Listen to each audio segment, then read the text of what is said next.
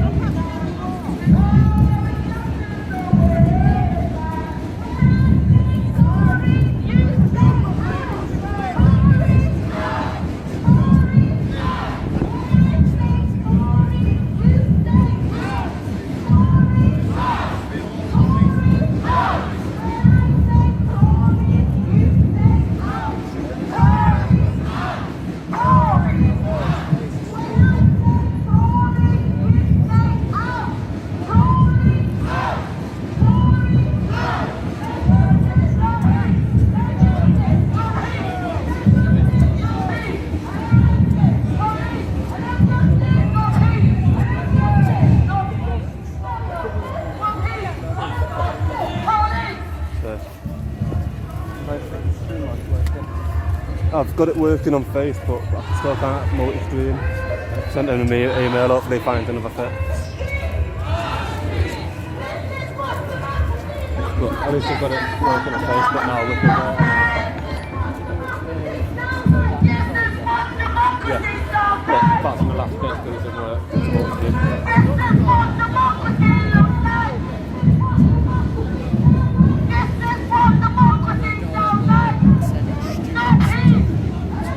That's the stupidest thing I've ever heard. Like, I know, you want you want it to be publicised, you know? yeah. And it's not like you was getting in the way.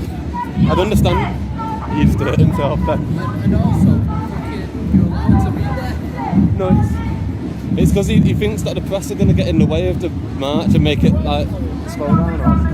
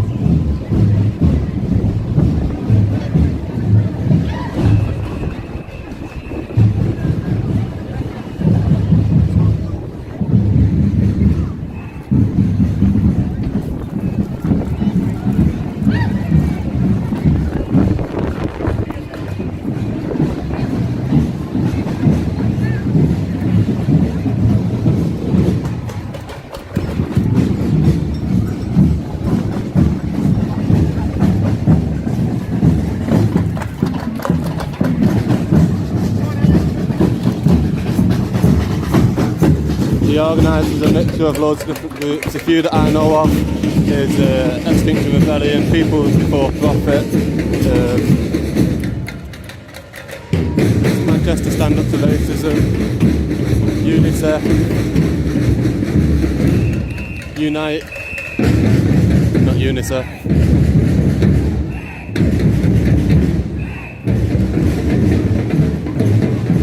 Yeah, lots of different organisations. The main organiser was People's Assembly.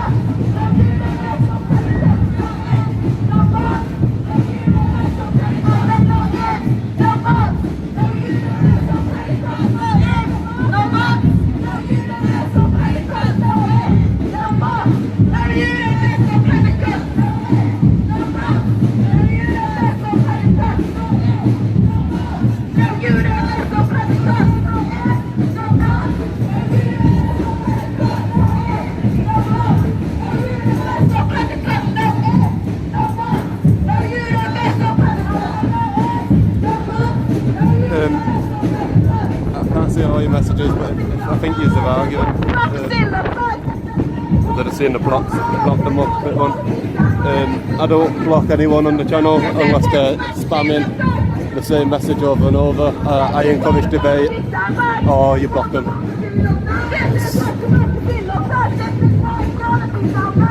Either block them on your personal side or try and debate with them. I encourage good faith debates.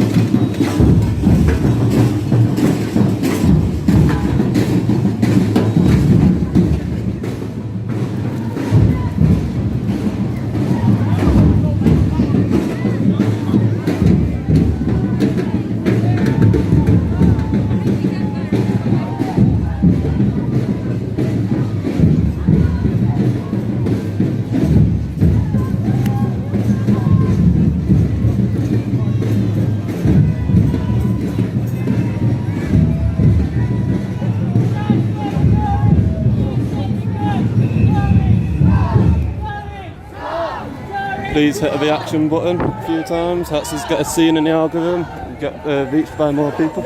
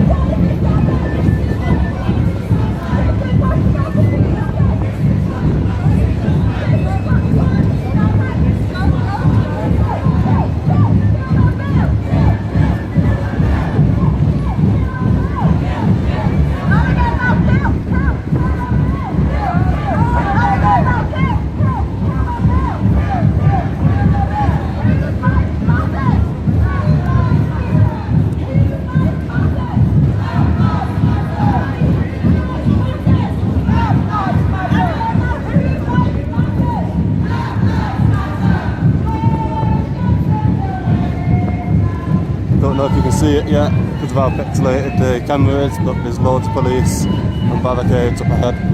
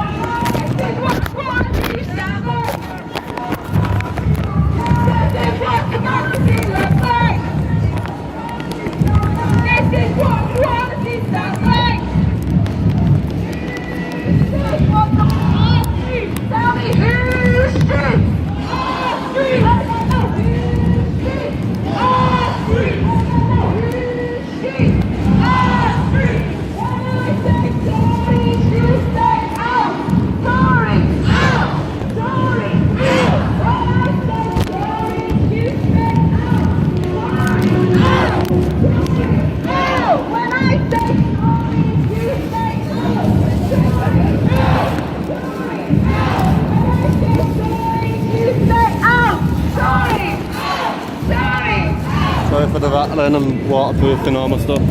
Start to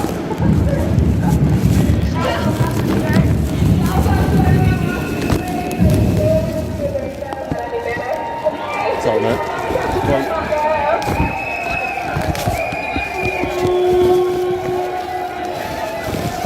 There's a conference going on in Manchester. That's why we're here, guys. Let's tell them what we think of that conference. When I say Tory, you say out. Tory, out. Tory, out. When I say Tory, you say out. Tory, out. Tory, out. When I say Tory, you say out. Tory, out. Tory, out. When I say Tory, you say out.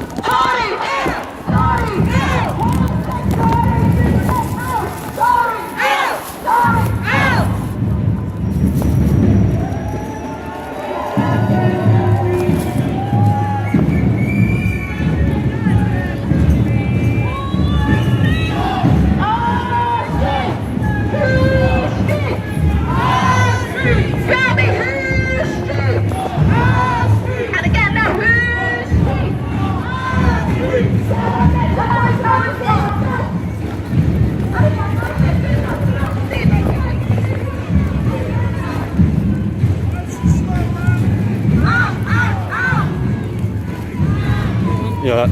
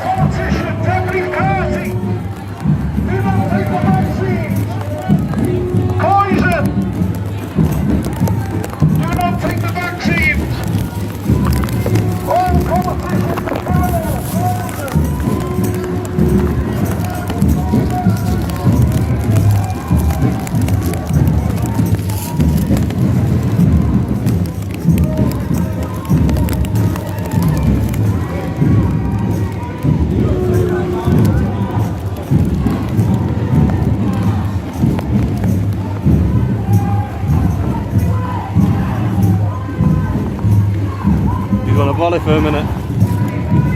Got a volley. Save your gear.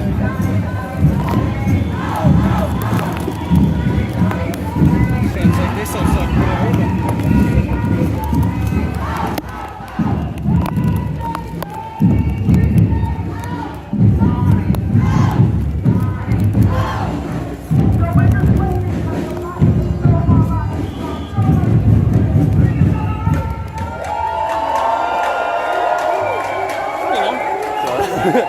Just your luck.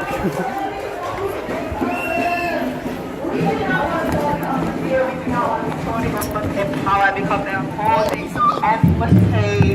So let's tell them what we think, guys. What do we want?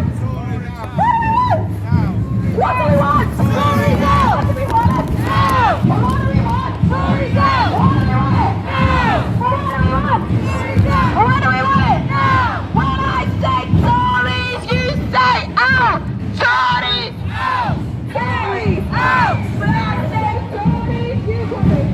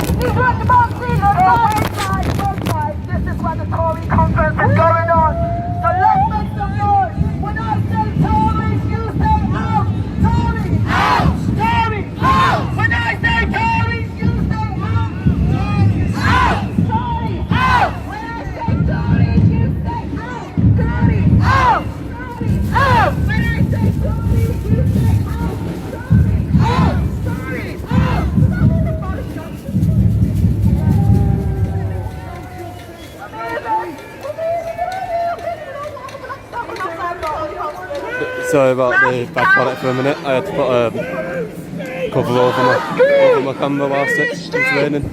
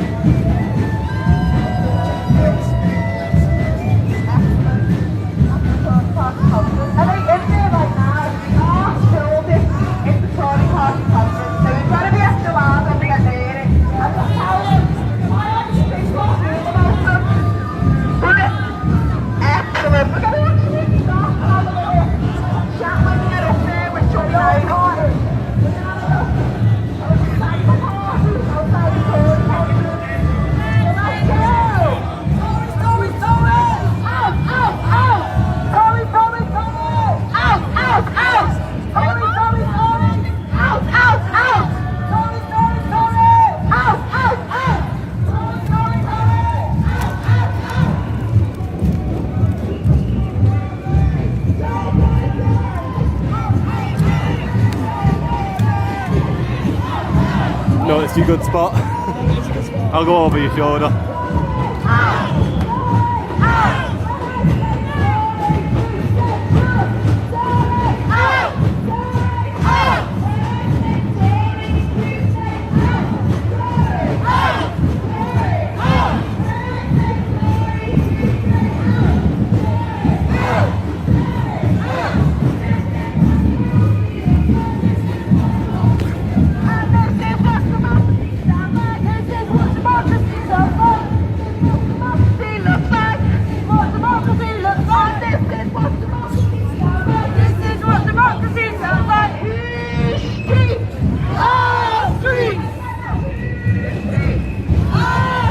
That's where the party's having the conference.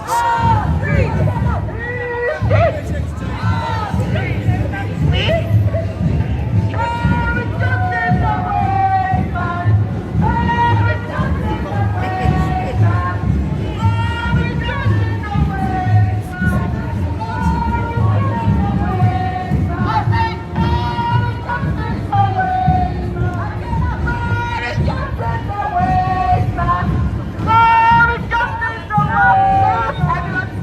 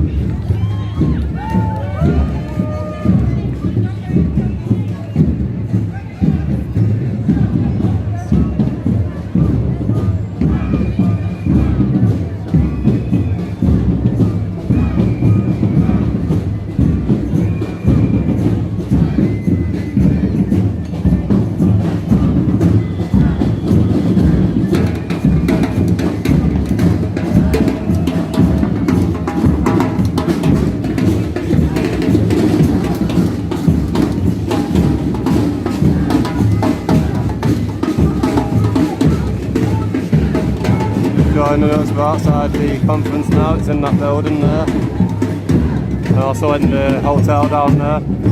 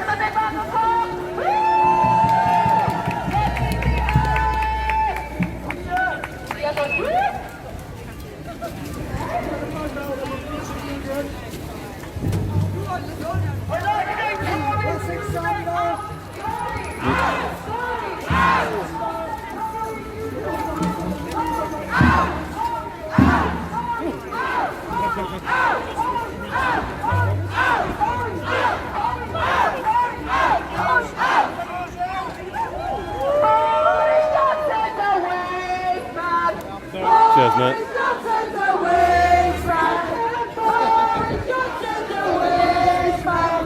Boris Johnson!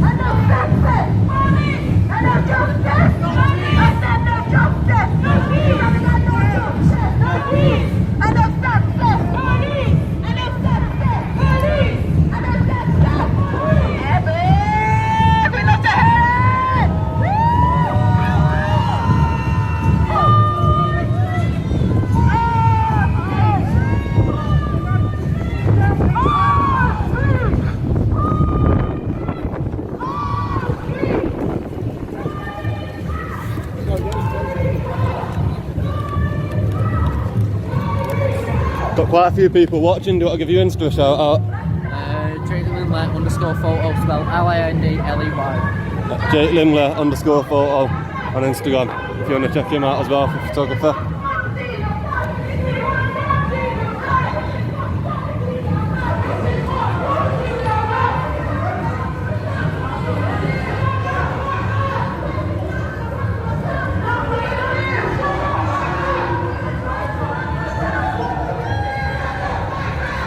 Yeah.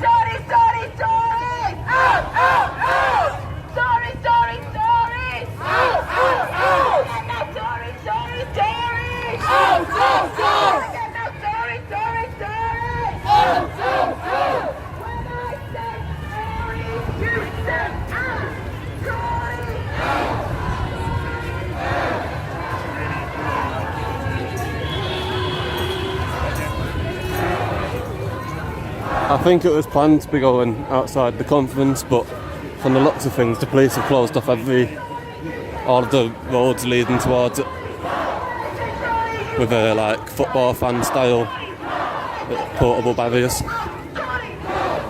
So,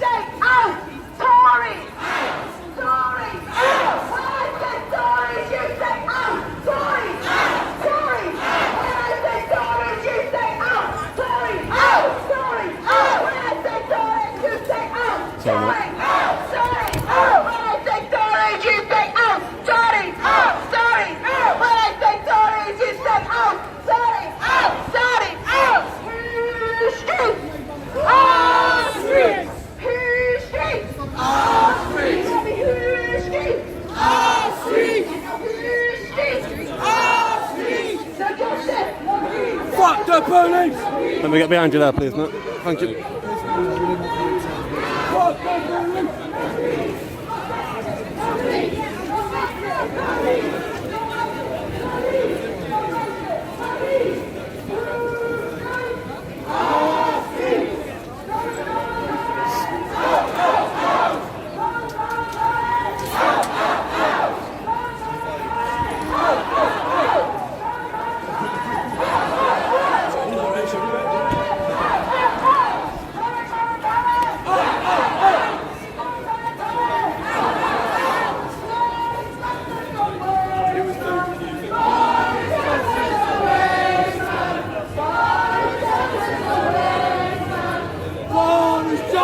the waste, man. Boris Johnson's a waste man. Boris Johnson's a waste man. Boris Johnson's a waste man. Boris Johnson's a waste man. Boris Johnson's a waste man. Boris Johnson's a waste man. Out, out, out! Sorry, sorry, sorry! Out, out, out! Sorry, sorry, sorry! Out, out, out! Just say kill, you say the bill! Kill, the bill! Kill, the bill! I say kill, you say the bill! Kill, the bill! Kill, the bill! Kill, the bill!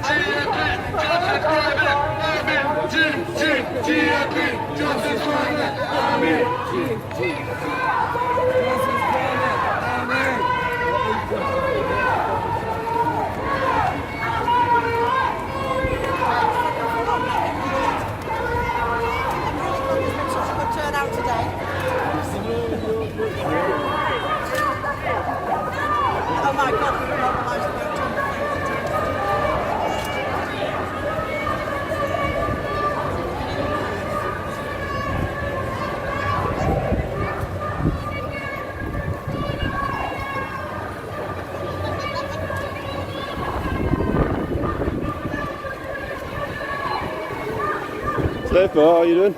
Yes, lad, how we doing? You good? Good man, good. Fucking big size. I've got balloons today. Fucking hell. Catch up to you later anyway.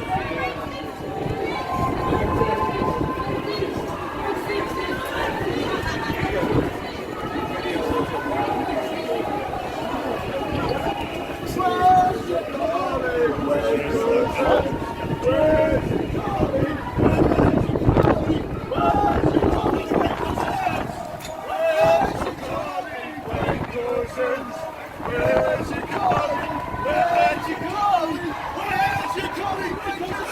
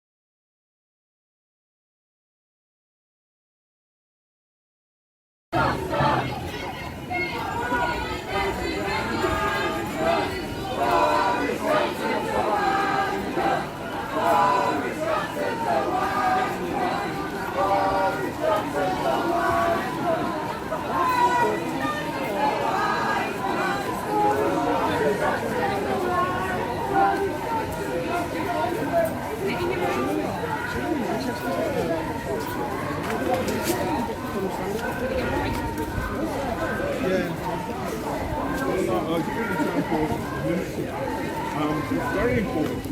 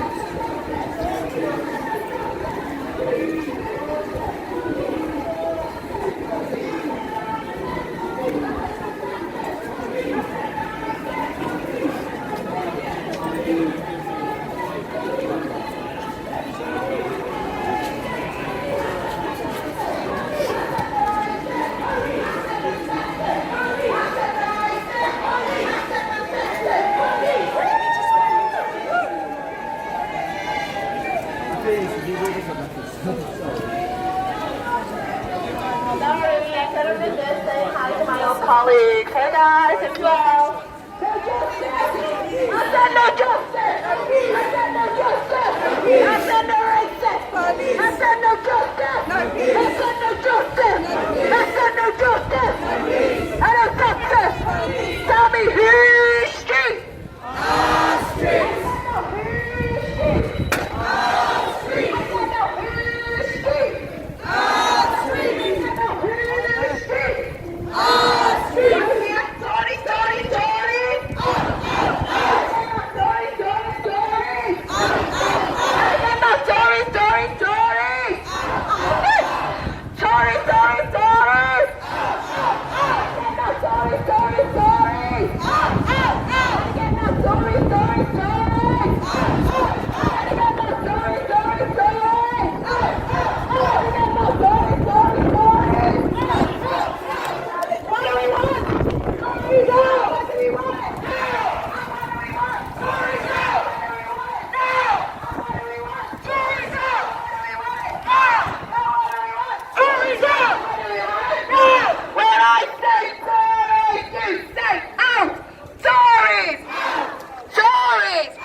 When I say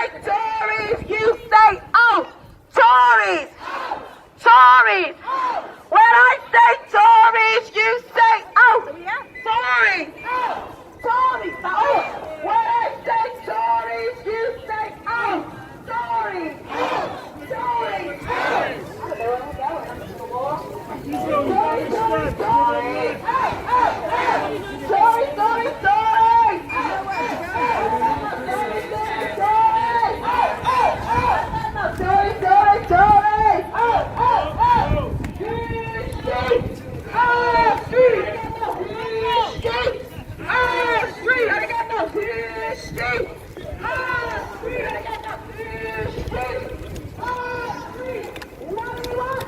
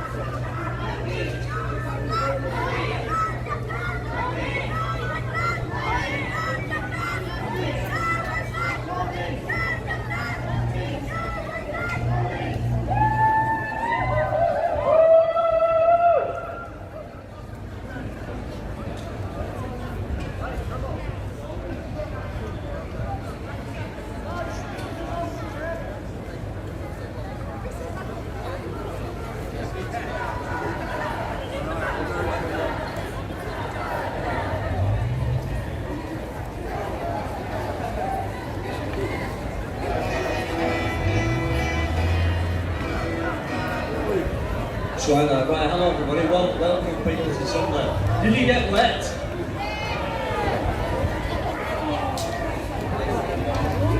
Great to see everybody. Fantastic. Oh, my leg actually hurt.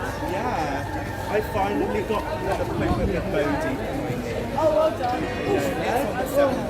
This is something called We Need an Anti-Tory Vaccine.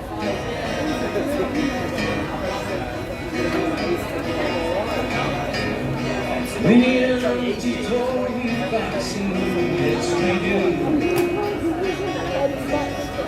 The worst of the mind is Spanish blue. Tell lies, red lines, everybody's private mind. Tell the anti-vaccine, we need an anti-Tory vaccine. Hello. Half the shillings.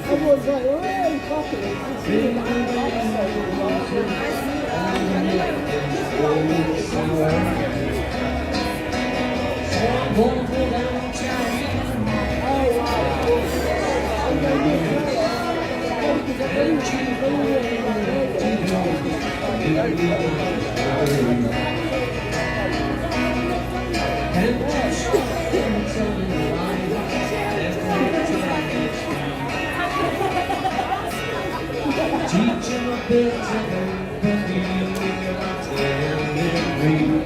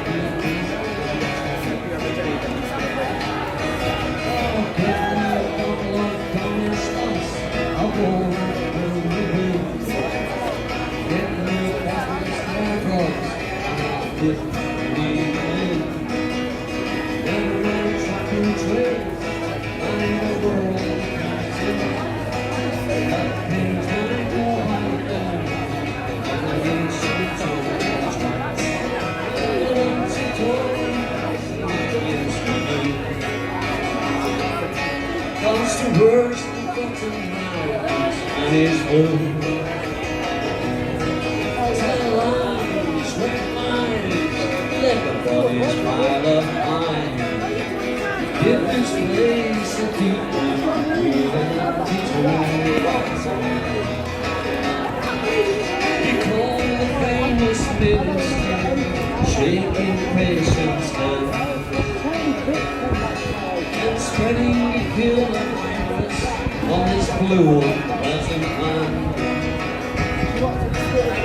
Big volume peace cheering when the motion was denied. And the night verses of pain and denied. And the verses beg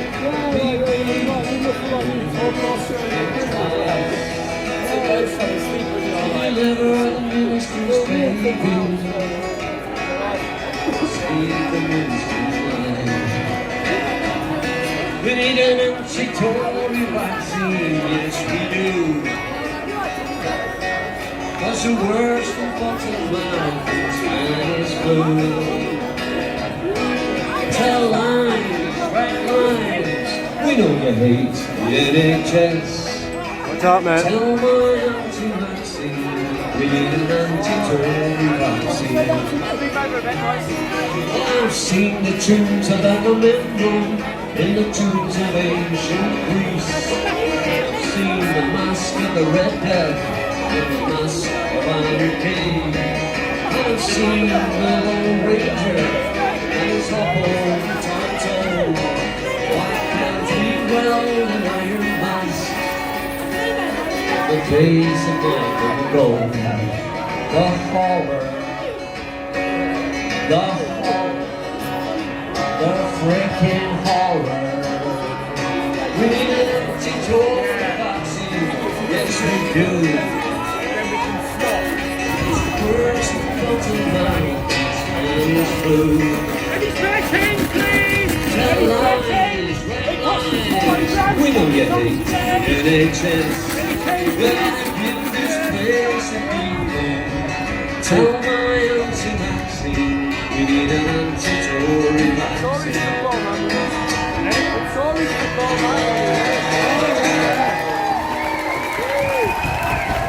Sorry, it's not much.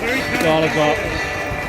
Alright, thanks a lot. This next song, I hope there's no kids here today, but I got us. Alright, okay, I'm sorry about that. We've all got our top 10 Tory twats, alright? So, any suggestions for our top 10 of Tory twats? I'll give you one to start with, Sir Keith Joseph. I'm going back a bit. Shout one up. Who? Thatcher. Duncan Smith, yeah? In at number 4, Norman Tebbit. Heseltine, yeah? In number 5. Number 6, give me another one. Who said Tom Watson? Oh, we're going to build up to that. Who else? Give us another one. Who? Keir Starmer. Sir Keir Starmer. Sir Keir Starmer to us. Let's focus on the Tories. Yeah, you're right, though. Yeah. Any more? Ashton Macbeth, she's in the song. Alright, so here we go.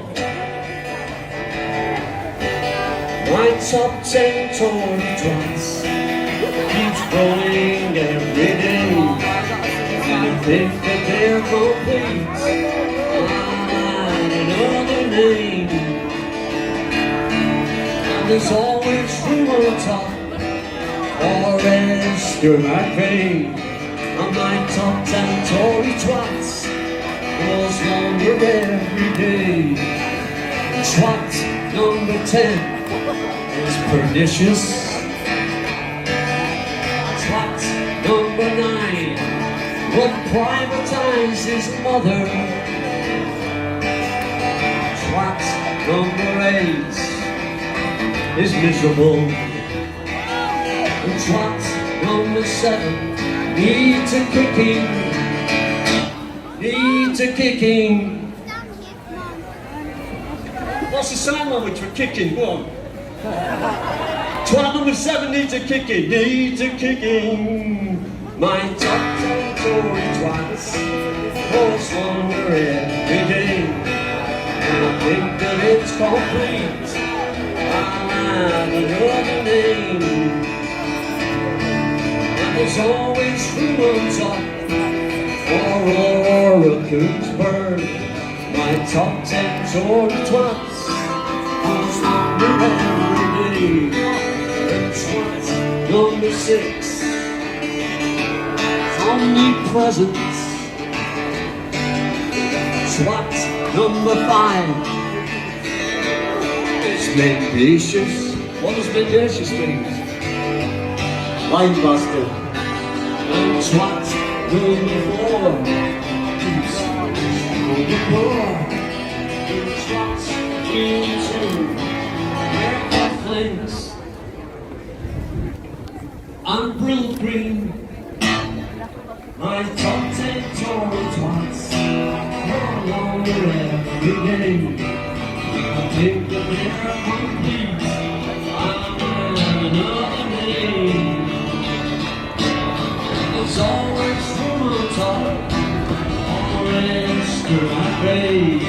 My top 10 tory twats goes longer every day. And twat number 1 has many supporters still. Council houses that she lived in by. There's a poor, self-emptying home.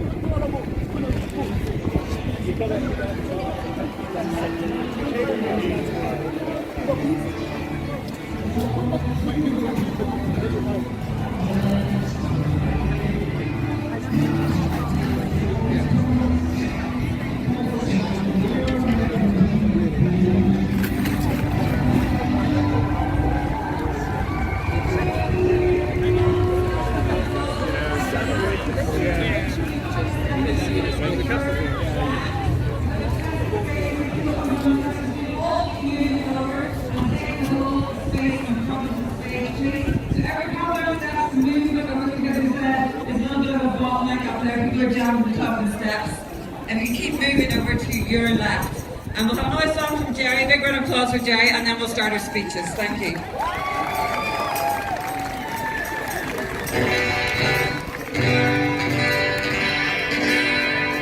Lots of folks back east, they say, they're heading out every day, heading that Holland dusty road to the California line.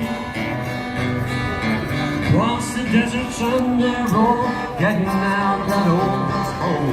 Digging the corn that was sugar bowl, that ain't what they find. Only sat the port of Rangy say,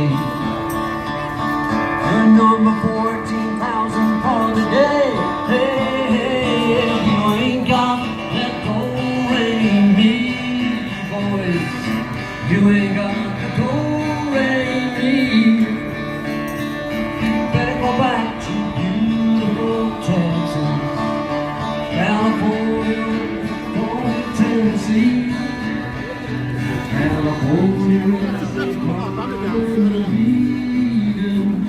It's paradise to live in or see. Believe it or not, you'll find it so hot if you ain't got the door in me. You wanna buy a house out on that can't take a vacation, mountains on the sea. Swap your own down for a car, that don't get you very far. Better take this little tip from me. Look through the moments in the day, but the headlines in the papers always so. Hey, hey, if you ain't got the gold in me, boys, you ain't got the gold in me. Better go back to beautiful Texas, Oklahoma, Kansas. Georgia, Tennessee. Everybody's after a while. Everybody's after a while. Believe it or not, you won't find this place so hot if you ain't got no me. Believe it or not, you won't find this place so hot if you ain't got no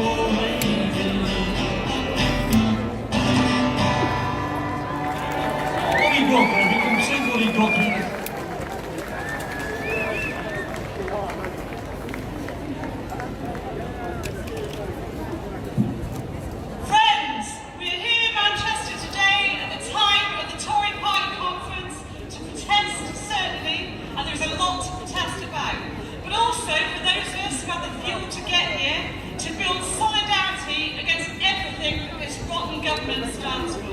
We are entering a period of unprecedented struggle, and the trade union movement must be at the centre of defending workers' rights and civil liberties. We have to organise to win. What kind of society do we live in when women cannot walk home safely at night, cannot trust the authorities put in place to protect them? But Sarah Everard was not a one-off. 1 in 3 women aged between 16 and 60 will experience domestic violence. Every 3 days, a woman is murdered by a man. Wayne Couzens was a serving policeman, nicknamed the rapist by his colleagues. And what is the advice of the Met Police in the face of all of this? Just shout or wave a bus down. Absolute madness. It raises huge questions. It raises huge questions, comrades, about not just the police, but about all the institutions designed to keep us safe. What it exposes is not just the misogyny which exists, but that the government and the police have a vested interest in sexism and the abuse of women, and that has to change. Across Parliament, every right-wing Labour, even right-wing Labour, shown support for the police. There's another group of people coming in now as well. Looks like the Young Communist League. The right to infiltrate organisations has been exposed by spy cops in order to exploit and degrade women. We heard just this week that a tribunal identified a formidable list of breaches of human rights by the Met. Inhuman and degrading treatment, sexist discrimination, attacks on freedom to hold political opinions and to express and association. This bill would make all of that allowable, which is one of the many reasons why nobody should be supported, least of all the Labour Party. Anyone, Tory or Labour, who supports such things is not fit to hold office. Comrades, the pandemic has exposed all the insecurity that working people face under capitalism. Cuts, privatisation, low wages, attacks on public services, social security, national health service, zero-hour contracts and fire and rehire. The Tories are only interested in lining the pockets of their mates, giving out lucrative contracts and taking huge donations. And I want to give a big shout out to my own union, PCS, and our members at DVLA Swansea, being attacked in the media and elsewhere, blamed because people cannot get a driving licence process. Standing up for themselves following the biggest COVID-19 outbreak in any UK workplace. And their employer, the government, refuses to protect them. And let's remember where the blame lies. With Grant Shapps, with his rotten government's refusal to keep workers safe. And let's remember that the basic issue here is health and safety, that everybody has the right to be safe at work. So why do we protest today? It's been demonstrated that capitalism can't deliver as we lurch from one crisis to another: fuel, toilet rolls, the NHS, public services, universal credit. This week it's fuel, next week it will be something else. We're here to say enough is enough. The Tories and the establishment have heavily invested in stopping working people having political representation. That is the real meaning of what Starmer and Labour's right wing have done in the Labour Party, intended to be a reliable second 11 for capitalism, not the voice of millions who want to see a fairer, more equal society. Any politician, particularly a Labour politician, who says they don't support the nationalisation of the big utilities, such as gas or water, is betraying every single worker in this country. Any politician who is not 100% against cuts to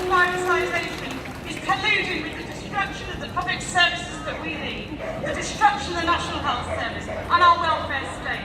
We're not here just today to wring our hands. We're here to give a warning to all those exploiters and charlatans at the Tory Party conference this week, but also to those representatives of the ruling class who have captured the Labour Party. To every single Labour MP we say this: if you are not prepared to build resistance to attacks on the working class, then we will. And you should be full of confidence, as I am, because this is not just about left and right, it's about right and wrong. And more people are beginning to understand that this is about class struggle. It's about them and us. The message from this protest is that we have to go back into our workplaces and communities with the aim of organising like never before, with the intention of not just building resistance to the Tories, which of course we have to do, but also to build a real socialist alternative. Solidarity, comrades, thank you for coming today. And Keith, man! What's up in Manchester? My name's Daniel Kennedy, I'm the president of the NEU. I'm going to be part chairing this afternoon. It's great to see you all. When I say Tories, you say out. Tories! Out! Tories! Out! When I say Tories, you say out. Tories! Out! Tories! Out! Tories! There we go. It's great to see you all. Now our first speaker this afternoon is from one of the finest trade unions in the TUC. This week, they disaffiliated from Starmer's Labour. Welcome, Sarah from Bakers Union.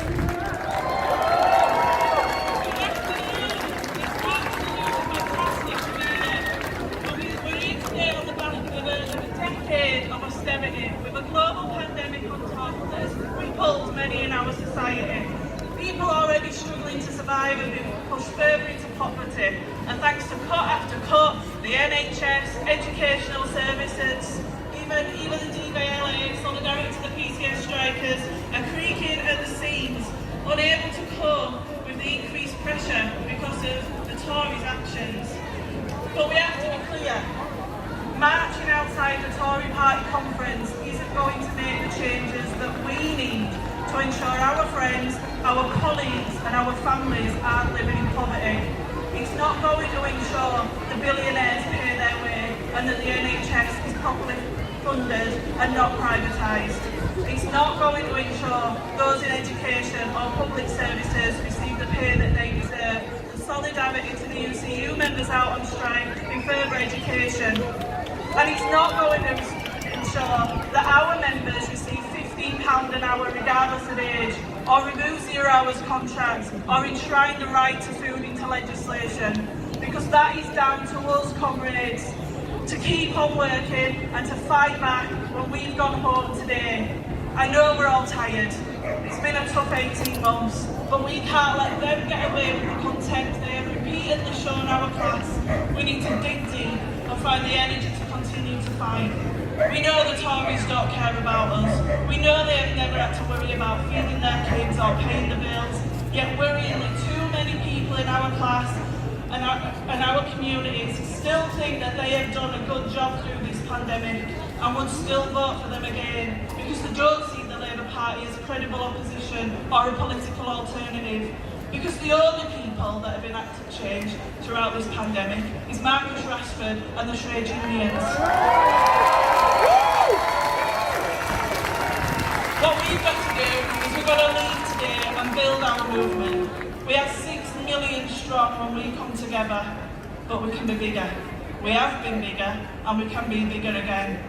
We need to work together across the trade unions collectively to tackle those exploitative bosses and this shameful government, because nobody is going to do it for us. We need to empower activists, synchronise industrial action so when we hit them bloody hard. When we remove our labour and grow our movement so that together we can continue to force the changes we need to make to improve the lives of our members and their families.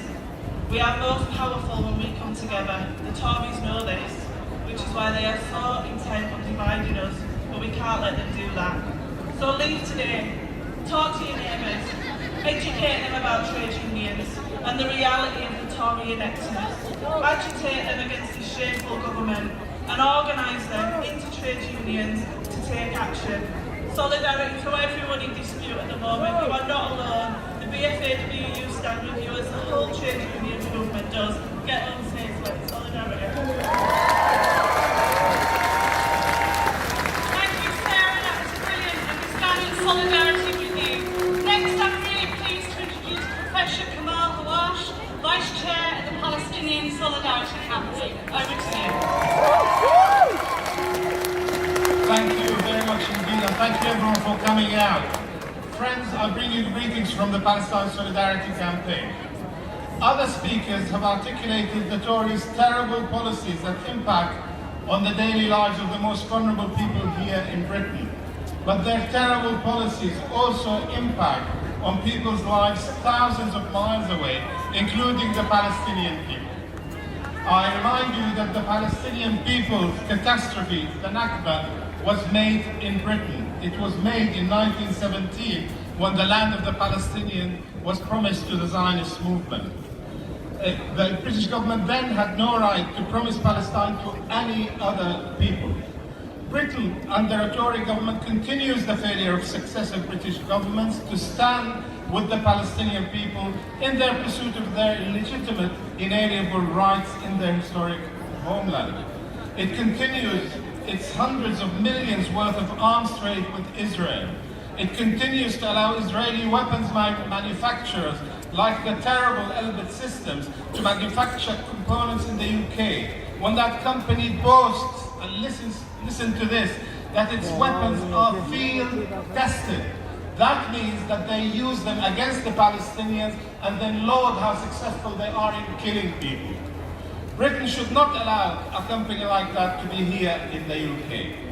In May, when Israel was planning to evict Palestinians from Sheikh Jarrah, in Jerusalem, when it was attacking peaceful worshippers at Al-Aqsa Mosque, the British government was silent. However, it only spoke when the bombs were falling on Gaza and rockets were flying into Israel and more than 60 Palestinian children were killed. What did the British government say? Israel has a right to self-defense. What about the Palestinian people's right to self-defense and to end the decades-long illegal occupation? Britain says it regards Israeli settlements as illegal. How then does it allow the import of goods made in these settlements to be freely exported to the UK? The Tories should impose a ban on settlement goods whose sales help maintain these illegal colonies. You would have thought the UK government would support the International Criminal Court in its investigation of crimes committed in the occupied Palestinian territory, on both sides. Instead, two conservative lords demanded a rejection of the ICC investigation into Israeli crimes from the then Tory Foreign Minister Dominic Raab, which resulted in the Tory Prime Minister, the bumbling Boris Johnson, penning a letter to the Conservative Friends of Israel rejecting the investigation. The Tories also found room in their Brexit-heavy manifesto to promise that they will legislate against the peaceful boycott, divestment and sanction movement, taking away the ethical right of public bodies to boycott and divest from complicit companies. However, this followed a massive win by the PSC against the government at the Supreme Court last year, which stopped it in its track. If global Britain, under the Tories, really wants to play a positive role in bringing a peace to the region, then it should listen to Human Rights Watch and B'Tselem and label Israel an apartheid state, because that's what it is. That brings accountability. So accountability must come. Just like we won a major motion at the Labour Party conference labeling Israel an apartheid state and also calling for a ban on settlement goods, both parties, all parties should do the same. Basically, the British government should stand with the peaceful Palestinian people until they have achieved their rights to freedom, justice and equality, including the return of their refugees in their historic homeland. Free, free! Free, free! Free, free! Thank you so much! And in Palestine! Our next speaker represents the Northwest Convener of Unison, representing one of the biggest public service unions, a huge supporter to the People's Assembly. Welcome, Glenn Williams. Thanks very much indeed. And can I just tell you what you'll probably read in the, if you do bother reading the right-wing press, you'll read that today there was about 25 people had a little wander around Manchester, probably a bit pissed off, pardon my French, a bit pissed off with the Tories. But I'll tell you what, we are officially the opposition in this country to the Tory party. And you've stood strong and you've walked and you've marched. We are the official opposition. And I'm really pleased to be sharing a platform with trade unions and activists and campaigners who share our principles and our politics. And on behalf of the 200,000 workers in our region, what a bizarre world we live in. What a bizarre world when the people who helped keep our schools open, the people who keep our hospitals open, the people who kept our care homes open, the people who looked after the most vulnerable in our society, who kept our streets clean, are being attacked because of their right-wing ideologies. And I want to call shout out for two groups of workers. Bridgewater Community Health Branch, what a disgraceful position. They have to walk across our region to highlight the plight, the exploitation and the attacks of social and healthcare workers. Big call out to them. And if you thought it couldn't get any worse, there's a company called AFG.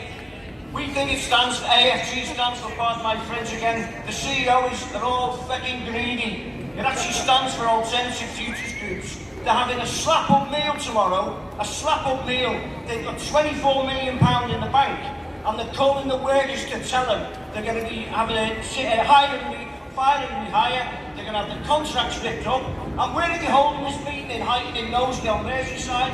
In a frigging food bank. That's how much they care about our workers, brothers and sisters. It's outrageous. So solidarity to all, and by the way, do not be conned by national insurance. 15% of that national insurance will go to our members, 15%. The companies that own the care sector, the companies that own residential homes are privatised. So whilst all our workers were working their arses off during the pandemic, where are the bankers? Where are the stockholders? Where are the shareholders? Where are the hedge fund managers? Nowhere to be seen. A fantastic, fantastic event. Solidarity and victory to the workers. Thank you. Fantastic speech. That's what it's all about. Solidarity. So our next speaker, I'm really pleased to introduce Delia Mattis on behalf of Black Lives Matter.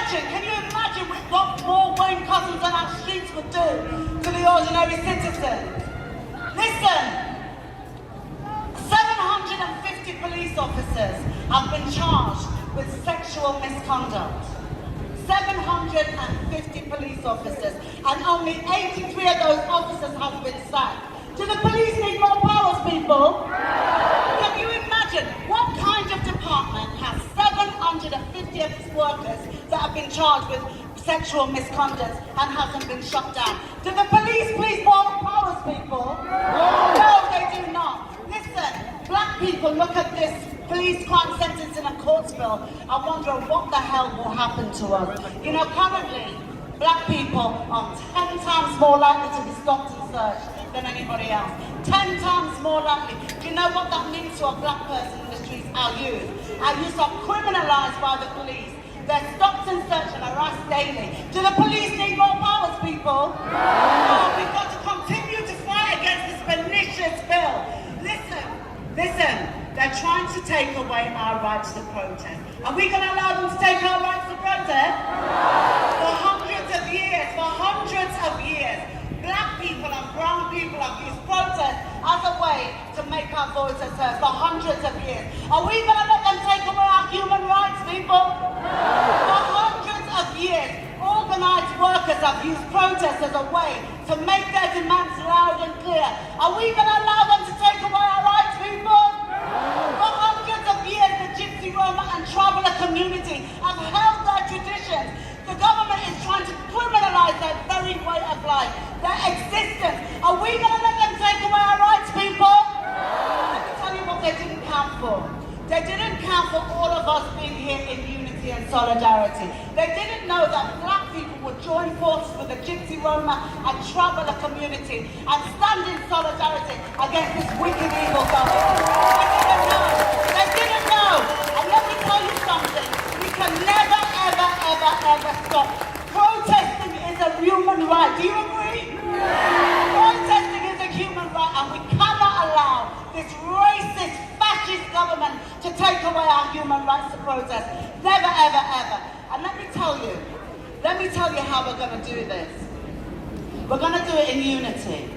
And we're going to do it in humanity. We can defeat this bill in humanity. And we're going to do it in solidarity. And when we stand together in solidarity and continue to march against this racist government, we will always win and we will always come out on top. Solidarity! Listen, and we're going to end with this. Whose lives matter? Whose lives matter? Whose lives matter? I hope you're listening to that, Pretty Patel. We're not going anywhere. We'll be back. Solidarity, everybody.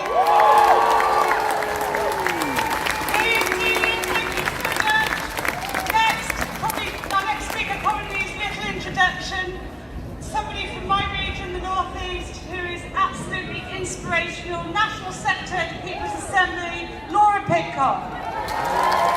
Thank you so much, Fran, and thank you to every single one of you that has turned out today. I am the National Secretary of the People's Assembly, and we have to start by giving a huge round of applause to the volunteers, the People's Assembly volunteers, stewards, flyers, social media folks, and to our national organiser, Ramona McCartney. She is an outstanding organiser. I wanted to share with you a beautiful moment that I had on that protest. Two young women, I don't know if they're here, I don't know where they are now. They looked really excited to be on the demonstration and they were chanting along. And I said, oh, did you plan to come on this demonstration today? And they said, no, we just joined along with you all, and that is exactly what we are doing. We are building, we are growing, we are welcoming working class people in opposition to this government.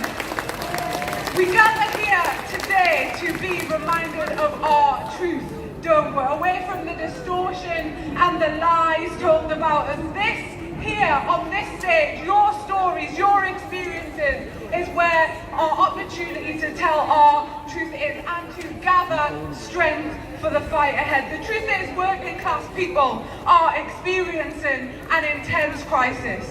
The reality of what has happened and what is happening to fellow working class people is painful. Over a decade of austerity, and it is continuing. The systematic decimation of the social security system, the prolonged, deliberate and aggressive attack on workers' rights, the privatisation of our National Health Service, of our social care system, of our water, for goodness sake, the privatisation of our communities, endemic in work poverty and exploitation, and of course the capitalist destruction of our planet. And the government who assemble here in Manchester, the shameful, brutal government, they uphold and they cultivate all of that destruction. Shame on them.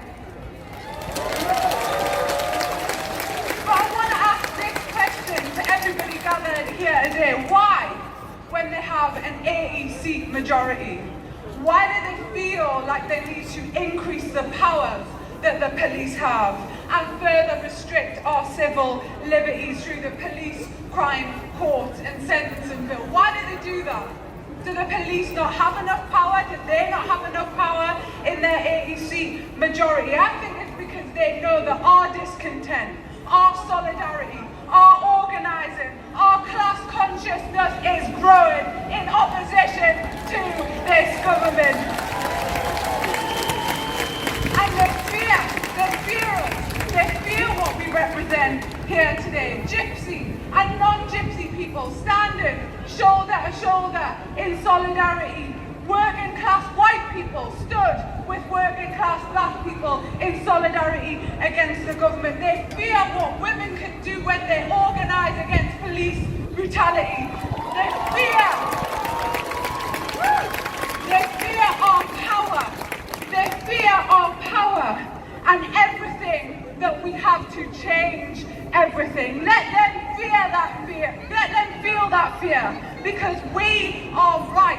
We are on the right side of history. Let them fear our organising capacity and our ruthless solidarity, because we know what we have to do, and this is where I'll finish. We have to organise in every single workplace. We have to encourage working class people to join a trade union, a mass entry of trade unionists to the workplace, to change that representation into workplace power. We need to organise local and national defence mechanisms against the cuts, against sanctions, against racism, against mass job losses and universal credit, and against the destruction of our planet. This is our role and this is our job. Because I have this one last question. Are we just on this earth to work? Are we just on this earth to struggle, to be exploited, to just endure pain and suffering at the hands of the Tories and the capitalist system? No, we are not. We are not. We are fighting here again for peace. We are fighting for justice. We are fighting for joy. We want the world and we will have the world. Our struggles are connected. We are an unstoppable force. We are strong, we are beautiful, and we are proud. And we will not stop until the Tories are out. Thank you very much. Thank you, Laura! Boris Johnson's a waste man. Boris Johnson's a waste man. Boris Johnson's a waste man. When I say Tories, you say Tories! Tories! Tories, Tories, Tories! Our next speaker needs no introduction is actor, poet, James Quinn. Welcome. Thank you very much. Thanks for having me. And you're all heroes for being here. What follows is basically a 3-minute tribute to the great Gil Scott-Heron, and it's an adaptation of one of his greatest works, co-written by myself and Aileen Barrett, and it's our 2021 version of The Revolution Will Not Be Televised. You will not be able to chill. You will not be able to stand still. You'll not be able to charge up, tune in and check out. You'll not be able to run to the fridge for beers, fizz and nachos during the commercials, because the revolution will not be televised. The revolution will not be televised. The revolution will not be brought to you in association with comparethemeerkat.com in 6 weekly episodes with a weekend omnibus. The revolution will not show you pictures of Priti Patel wearing a stab vest and a barely suppressed smirk as she shadows immigration officers on dawn raids. The revolution will not be brought to you as part of a new season of drama on ITV, and will not star Saran Jones, Stephen Graham, Martin Clunes or Julie Hasmond-Howge. The revolution will not kill germs under your rim. The revolution will not pass the taste test. will not give you a £10 free bet or give a woman the confidence afforded by that extra protective layer that keeps moisture in, thereby allowing her to wear white trousers even in her darkest period. The revolution will not be televised. There will be no pictures of Labour MPs blaming defeat on Corbyn, having spent 4 years working for precisely that outcome. There will be no pictures of the disabled being evicted from their homes because of the bedroom tax. There will be no pictures of the Health Secretary fondling his mistress during the height of the pandemic while nurses remain overwhelmed by 14-hour shifts in ICU. There will be no pictures of Dominic Cummings sitting stone-faced in the number 10 Rose Garden wearing an unironed linen shirt that he's been saving for just the proper occasion. Love Island, Strictly and Dragon's Den will no longer be so damn relevant, and no one will ask whether Britain's got talent because people will just be what they want to be. The fundraising single will not be written by Gary Barlow, nor sung by will.i.am, Ellie Goulding, Ed Sheeran or Bono in a duet with Little Mix, because the revolution will not be televised. The revolution will be no docu-soap. Kardashians, Real Housewives and gorgeous yet vapid residents of Essex and Chelsea will no longer shrink our minds with slickly edited fake spontaneity. Philip Schofield and Holly Willoughby will not be right back after phoning on transgender hate crime to tell us the best way to beef up our Yorkshires, because the revolution will not be televised. The revolution will not be presented by Piers Morgan, Anton Deck or Nick Knowles. I will not be right back after this break with the thoughts of Jamie Redknapp and all the reaction. The revolution will not ask you to tweet in with your thoughts. The revolution will not hire a new director of programmes whose job it will be to reposition the revolution to appeal to the Gen Z TikTok audience. The revolution will not tell you to work from home unless you can't work from home, in which case you should go to work. The revolution will never ask for the next slide, please. The revolution will not go better with Coke, will not fight acid plaque, will not make you £5 thinner, and will not be available on Amazon Prime with all episodes streaming from Monday. The revolution will put you in the driver's seat.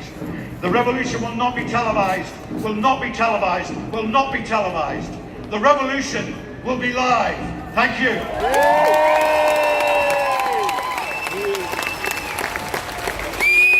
Thanks so much, James. That's fantastic. Our next speaker, I'm really pleased to introduce President of the National Union of Students, Larissa Kennedy.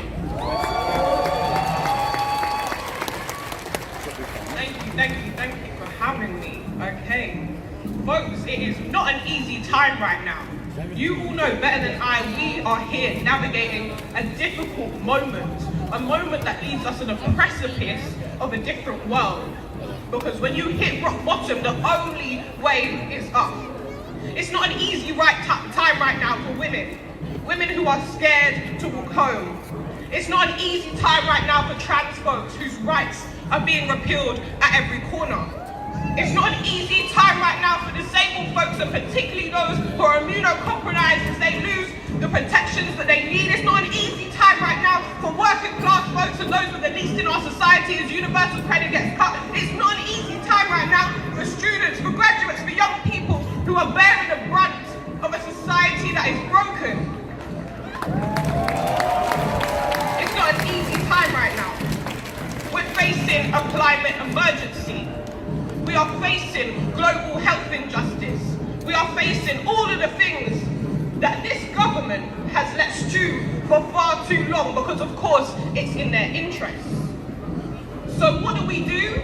We stand in solidarity as we are today. What do? We say when they come for one of us, they come for all of us. Come on, let me hear you. When they come for one of us, when they come for one of us, comrades, make some noise if you're sick and tired of being sick and tired.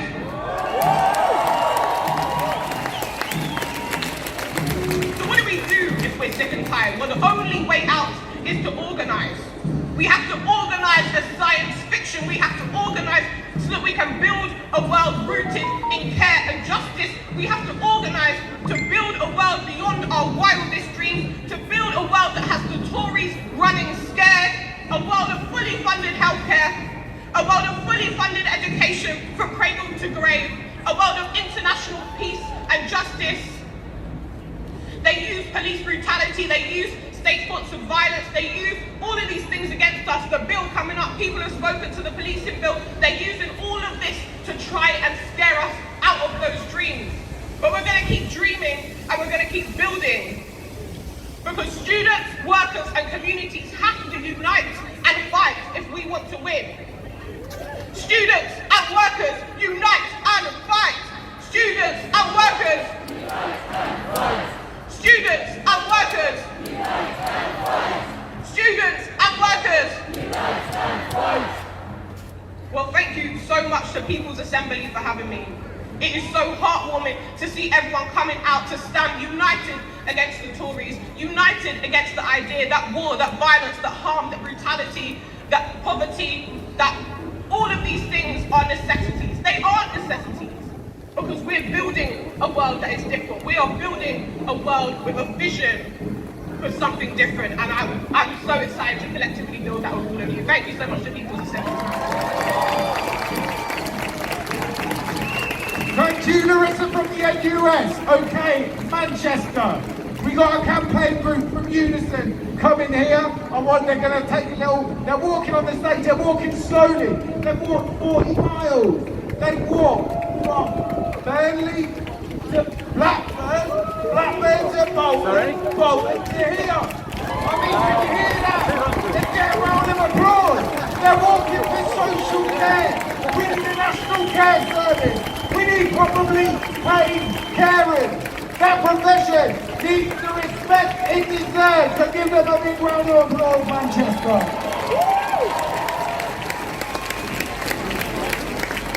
Hello, Manchester. Well done for today. Brilliant. We've got here at last. All I want to say is, them Tories better get down to the pocket what we've just done. We deserve more. We deserve more than national minimum wage. We're worth more than that. So today, everyone that's here, let's all listen. Sorry I can't stay long. We've been at it 3 days. We just want to get home now. But thank you for listening to us. Thank you for your support. Thank you.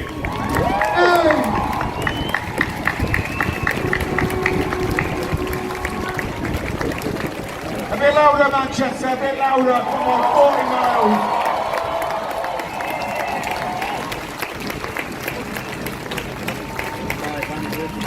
Our next speaker is representing the Gypsy, Roma and Traveller community, a campaign called Drive to Survive. This Tory government are determined to culturally cleanse Gypsy, Romas and Travellers. They are determined to make the nomadic way of life impossible. Welcome, Sherry Smith! Hi everyone, I just want to start by saying this is my first time I've ever done anything like this at a rally, and also this got chucked on me about half an hour ago, so apologies if it doesn't flow, okay? First of all, I want to teach you all something, and this is something in my language. I'm Sherry Smith, I'm a Romany Gypsy, and I'm here to talk about Drive to Survive.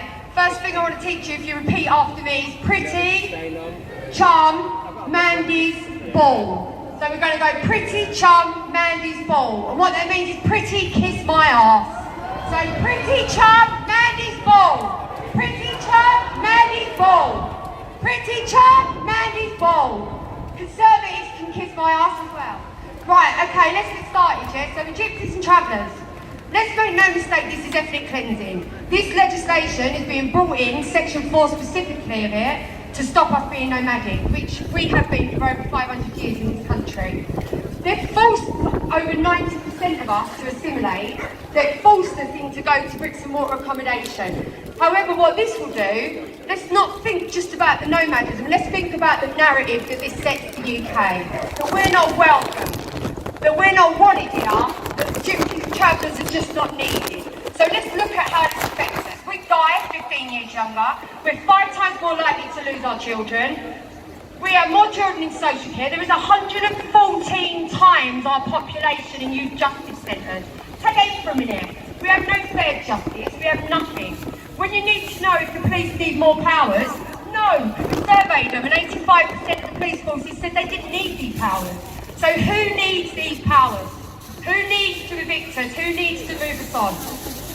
We live a life every day where we're persecuted. Racism is every day.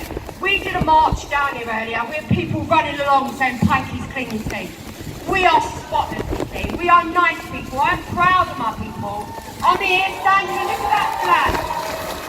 That flag right there in the middle is blue for the sky, green for the earth, and red for our will, because we're nomadic and it won't change. So you can push us as far as you want. What we see the day the bill goes through is day one. This is a prequel. This is where we're just coming together. When the bill goes through, we are going to protest it harshly. We are going to come together. We're going to use the solidarity that we didn't know we had. We looked at the media and we thought that everyone hated us because we were gypsies and travellers. But actually, by using the solidarity of Drive to Survive, for the first time, we've been able to bring together showmen, new travellers, Irish travellers, Scottish travellers, gypsies, circus. Anyone who wants to work with us, we're here, yeah? But more importantly than that, we've found strength in Kill the Bill, in Black Lives Matter, activity. You're just overwhelmed with your support. If any of you can support us, not just financially, but by being around or supporting any skills you got, go to our website, drivetosurvive.org.uk. We are basic. We need all the help we can get. We're following from you guys. So I just want to say once more, pretty charm, man is ball. 500 years in this country, over 1,000 years of being oppressed. We will never back down, we will never roll over. We're gypsies, Roma and travellers, and we're here to stay. So thank you very much for solidarity today. Thanks very much, Sherry. Massive applause. Our next speaker, again, probably doesn't need much introduction around here. Laura Smith, Labour Councillor for Cheshire East. Hi everybody. Sorry about that, stream so went off good by to accident be when- with you. I don't know if there's other people out That's there what who went proofing to it. Labour Party conference and came back with this like horrific cold. I can't be the only one out there, but apologies for the way that I sound. But that wasn't the only thing that I returned from Labour Party conference with, because I had this feeling inside me, and I've been feeling it for a while. We cannot keep focusing on the Westminster bubble. We have to organise in our trade unions. We have to make sure that we're coming together in solidarity like this. And we need to stop squabbling with overgrown centrists who are just looking after their own careers. The fact is, this warms over. Technocratic centrism is no match for the challenges of our times. Economic and climate crises are interacting with the COVID pandemic, and all that the Labour Party currently is aspiring to is once again securing itself in the position as a rampant part of the British state, made safe for the interests of capital. And we need to make sure that we say that's not good enough, that's not what's needed right now. We need our politicians to be fighting for what is desperately required to make sure that the way that our economy works changes. And the Conservative Party, they must have been rubbing their hands together with glee as they get away with punishing ordinary working people whilst ducking responsibility and pushing through the most terrifying legislation of our times. And what is the reality of that legislation? It's a police and crimes bill that will see our human rights further attacked. A Home Secretary so driven by her desire to attack minorities that she'll stop at nothing to fuel the far-right hate into our communities. A Minister for Police who sees no urgency whatsoever in tackling crimes against women and girls, and whose answer is just more police.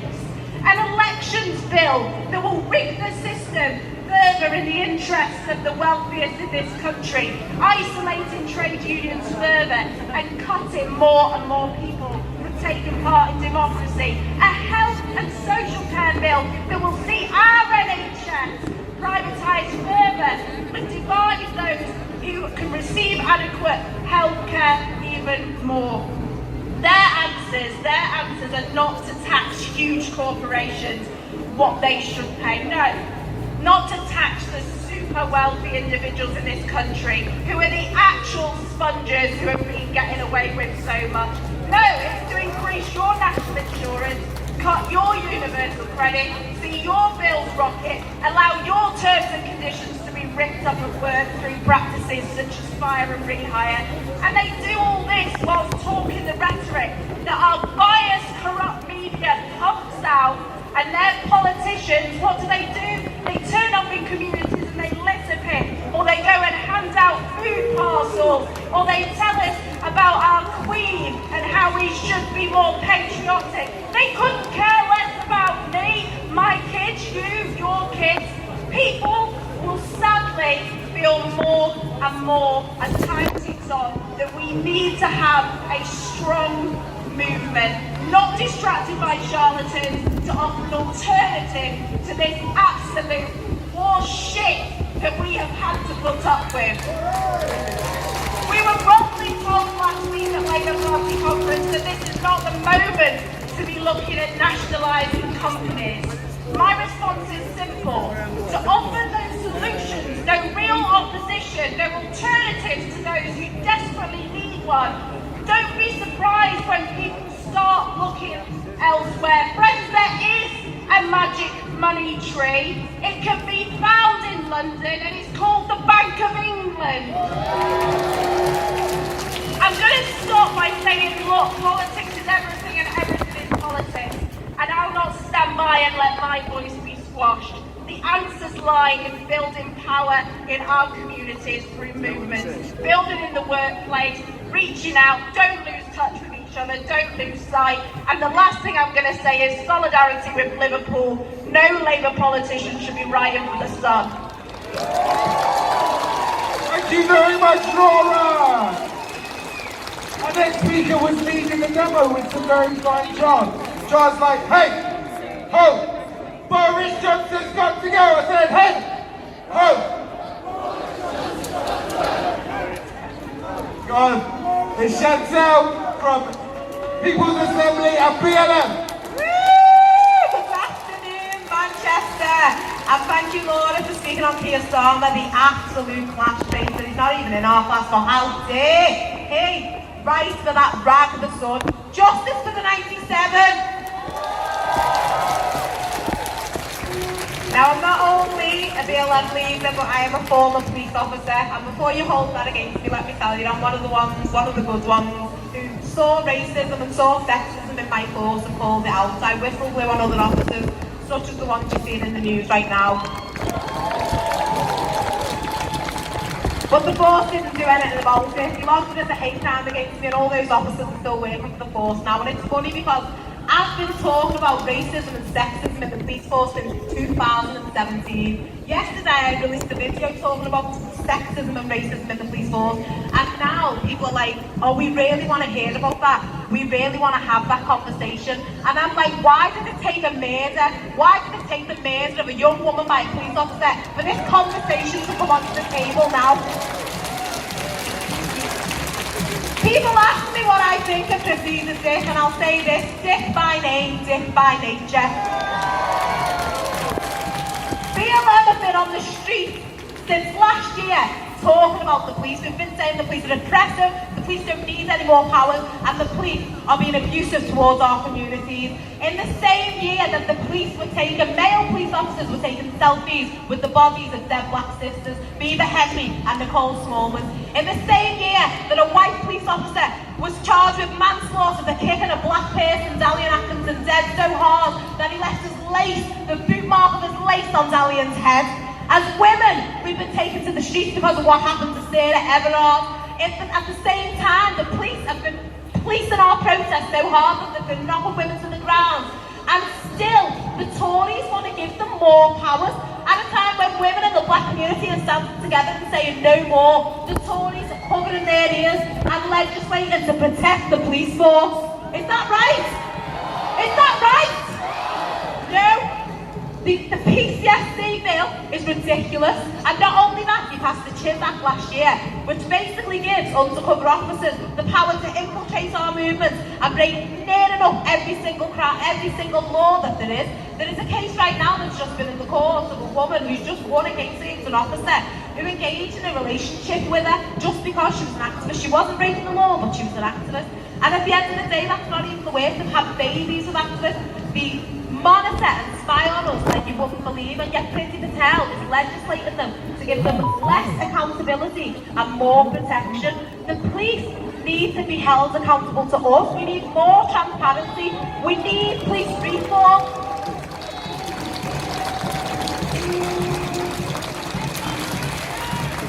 I stand here as not only a black person, not only a former police officer, but a woman too, saying, who is policing the police, guys? Say it with me. Who is policing the police? Say it again now. Who is policing the police? And again, who is policing the police? And it's only through conversations like this that we are going to bring about change. The Tories never give anything up without a fight. And up until this point, up until this debate has been dragged to the forefront, they were happy to go back to the 80s. The police crowd sentence in a court does not only target protest, it gives the police the power to stop and search the black community with no grounds. That's back to the 1980s. I see you black, I'm going to turn you over on the street and I'm going to stop and search you. And we must resist at all costs. And when we're crying out, the best advice they can give the women is to flag a bus down. Flag a bus down, love, if the officer's coming on to you. Flag a bus down, it is not good enough. We need reform. We need reform now. The police do not need more powers, they need more accountability. Thank you very much. Brilliant, thanks very much, Chantal. Next, I'm really pleased to introduce the MP for Red North, who's at the forefront of campaigning for legislative changes to fire and rehire. Barry Gardner, we're really pleased to have you here today. Stop, fire and rehire! Stop, fire and rehire! Stop, fire and rehire! Why should your boss be able to come in the morning and tell you you're fired, but if you sign a new contract, 5,000, 10,000 pounds off your wages, you can have your job back? It's ridiculous, it's got to stop. Weetabix, Asda, Sainsbury's, Tesco's, British Gas, British Airways, Heathrow, they're all at it, and it's got to stop. Stop, fire and rehire. Boris told us he had a plan, a great British Tory plan. But it wasn't for social care, it wasn't for our schools, and it wasn't for the homeless. No, it was to privatise our NHS, to make the climate crisis worse. It was to give energy companies tax breaks and to issue oil and gas licenses on the cheap. It was a plan to rob our children of their future. The Tories talk of levelling up, but they put up national insurance for working people. They cut £20 off universal credit. Yeah, that's the Tory plan, all right. Nothing to tackle fuel poverty, plenty to cause petrol queues, empty shelves, and misery for our families. Where's the plan for fire safety? No, people. People are now prisoners in their own home. They can't sell, they can't move on. The Tories' plan wasn't for decent pay, it was to create a gig economy where people feel insecure and they're fired and rehired on lower paying conditions. So where's the plan to stop violence against women and girls? All they want to do in their bill is to stop us coming here and demonstrating. Our country is going from crisis to crisis. How can Johnson get nuclear subs into the South Pacific, but not food into the supermarket? Or petrol into your car? Or money into your pocket? We do need a plan to unite our country. Well, Johnson, I've got a plan. It starts with a fair living wage and security at work. rolling back anti-trade union laws, tackling climate change, training workers for tomorrow's economy, car mechanics and gas fitters, trained for electric vehicles and hydrogen. Government working with colleges to create the skills we need, the jobs of the future, creating a just transition. It means a fair tax system where a social care nurse doesn't end up paying more national insurance than our millionaire landlord who pays nothing at all. And it means a health service that is free at the point of use and where the private sector can't mine our data and siphon off profits that should be going into patient care. This Tory government takes more tax from the British people than any government since the 1940s. It's wrong, and they're squandering it on their friends. Not nurses, not delivery drivers, not firemen, not the shop workers or care workers, and not you, the people who held our country together during the pandemic. It's going to the bankers, the bosses, the buddies of the Tory ministers. It's got to stop. Yeah, I've got a plan. A Labour plan. Throw the Tories out and let's have a government for the many, not the few. Solidarity.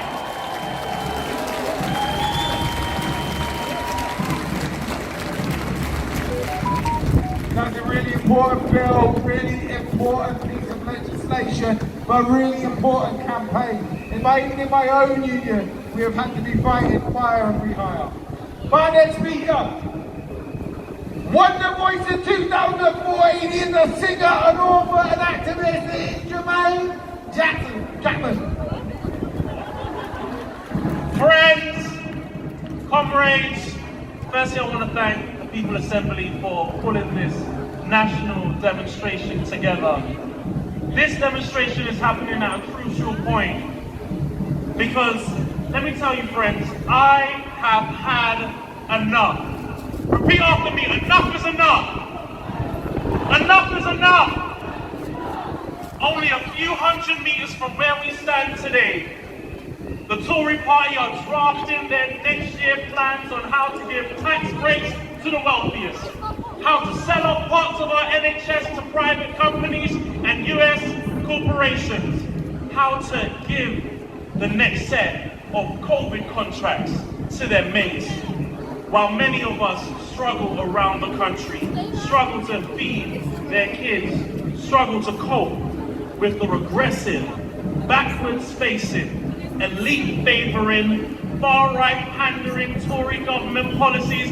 My friends, I have had enough today. I have had enough of the lies, deceit, the dishonesty, the attacks on our democracy. I've had enough of the attacks on our migrants. I've had enough of the attacks on our refugees, on asylum seekers, on our human rights, on our right to protest. I've had enough of the attacks on us as working class and those from working class backgrounds and those receiving universal credit. I have had enough, and that is why I'm here today. That is why I took the train up from London to stand shoulder to shoulder in solidarity with many of you marching down the streets of Manchester.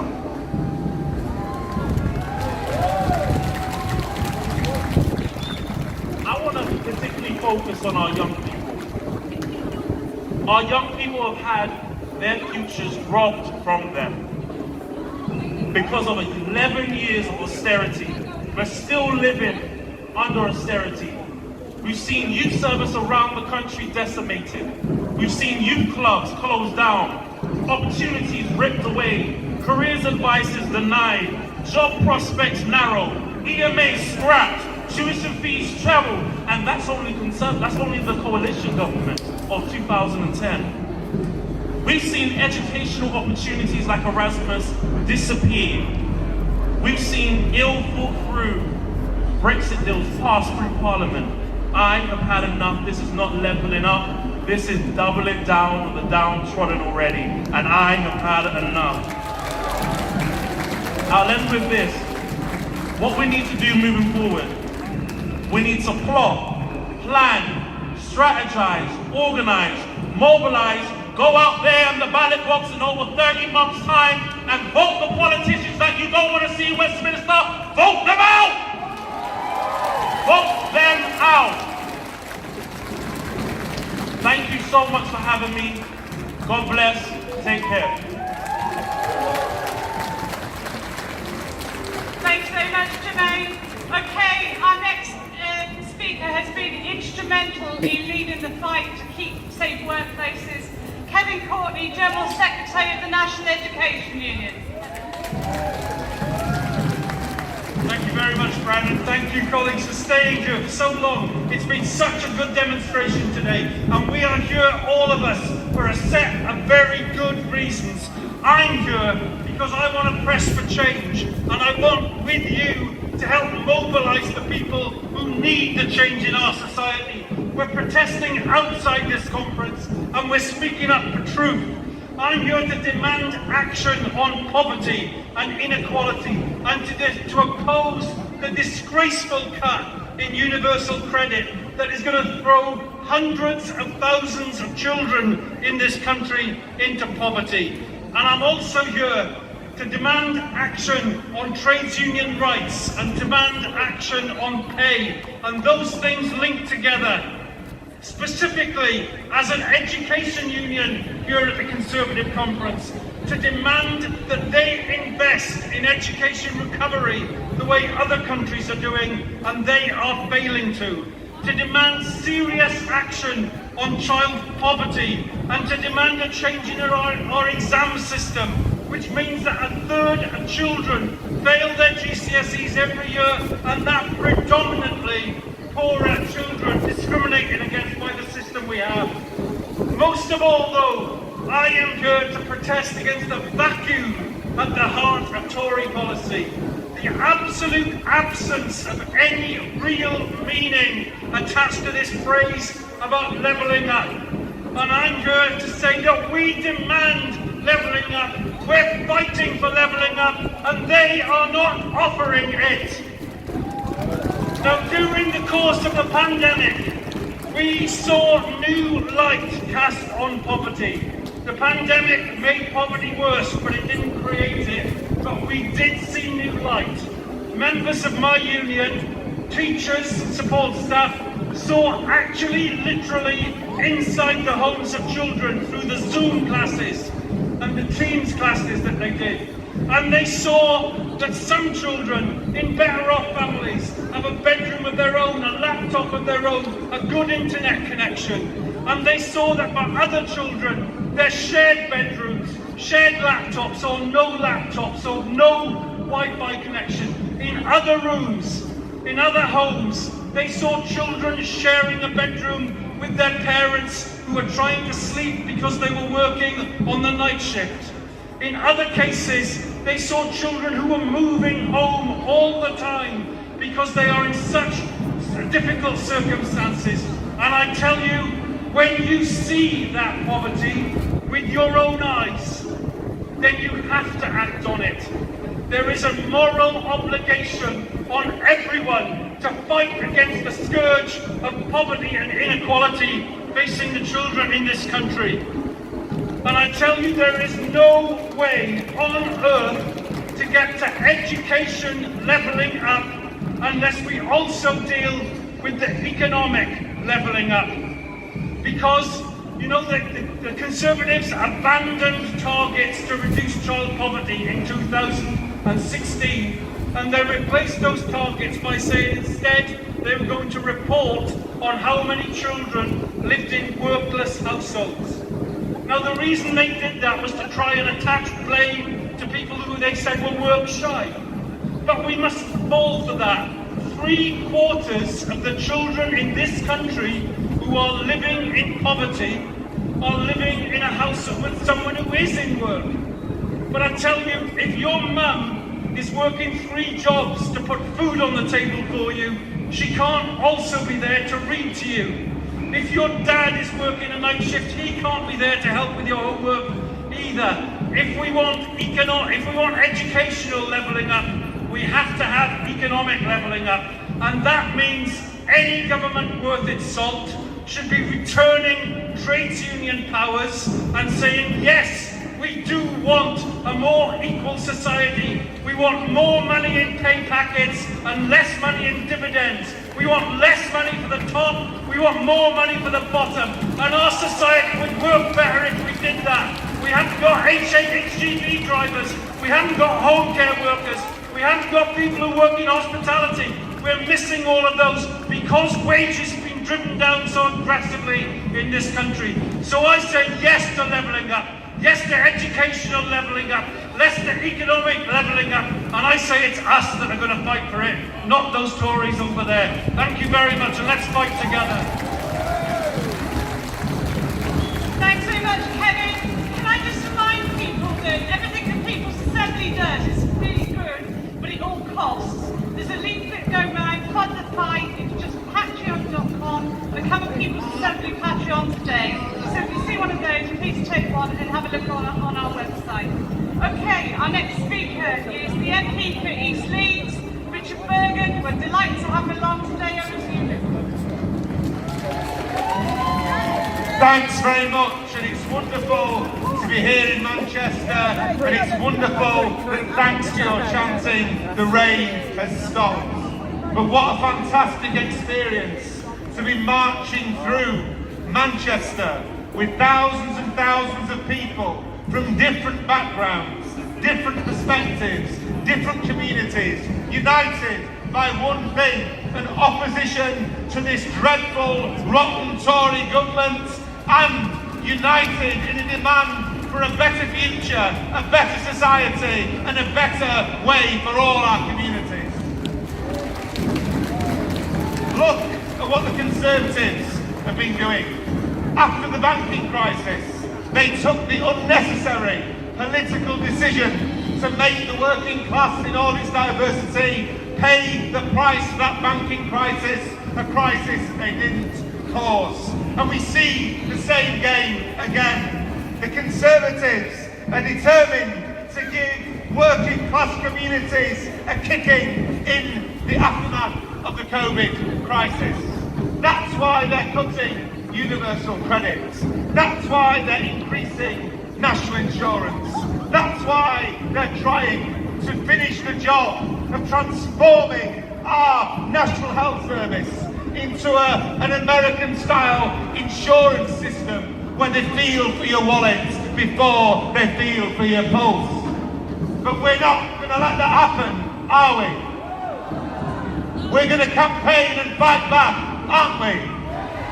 We must campaign in the streets, on the picket line, on the demonstrations, in the social movements, and yes, in Parliament, to defeat the Tories every step of the way and to build that better future.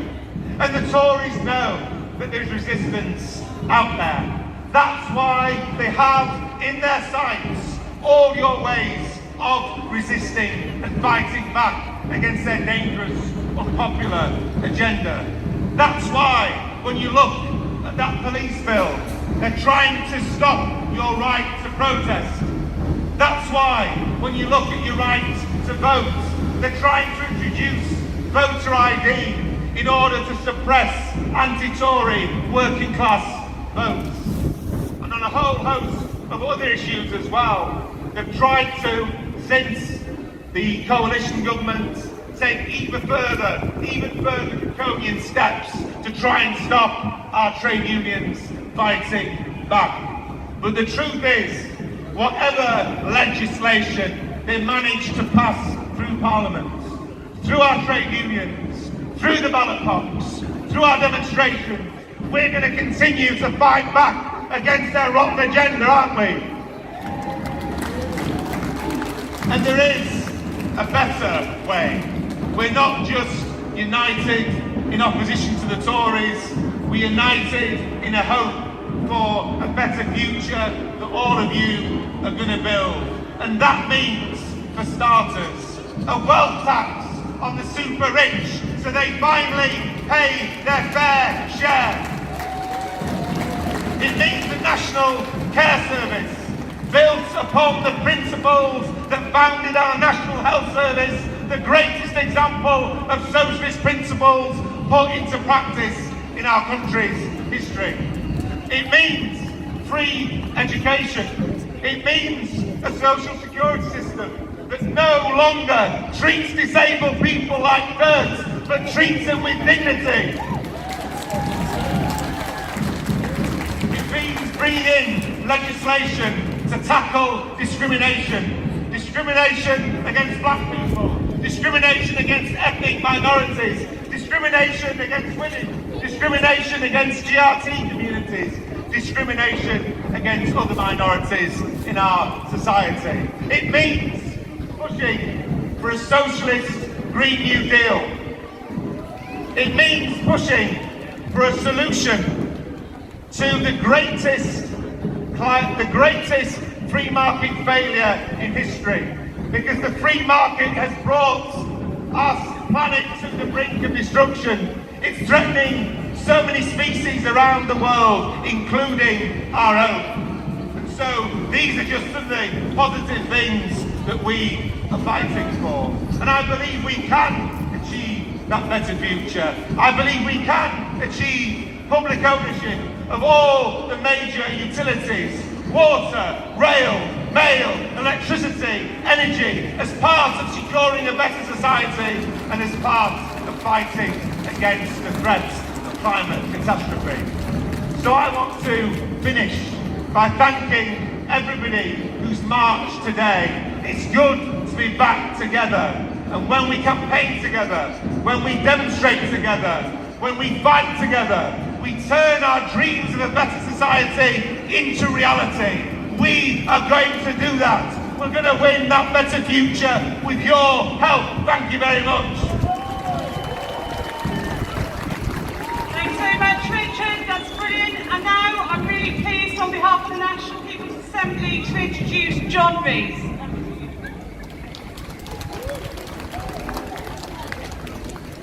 I think there are very, very large problems in front of us. I can't remember a time as an activist when the scale of the crisis was as great as it is today. We have a system failure in front of us now. A system failure of the globalized neoliberal production and distribution schemes that we were told would bring low prices and were uniquely flexible when it came to putting food on the shelves, goods in the shops, and yes, petrol at the pumps. But the other side of COVID, that lie has been exposed.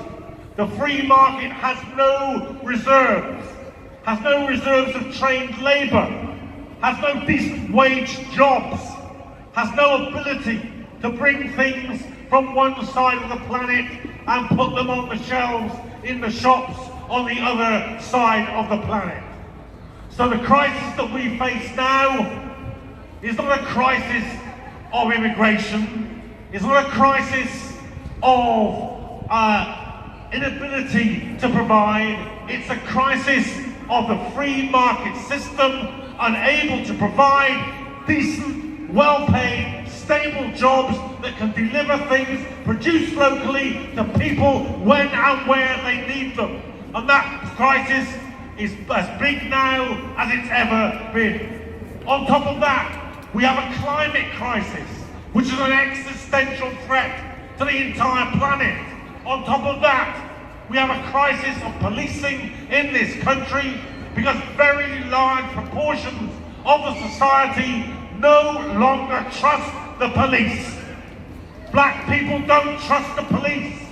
Women don't trust the police.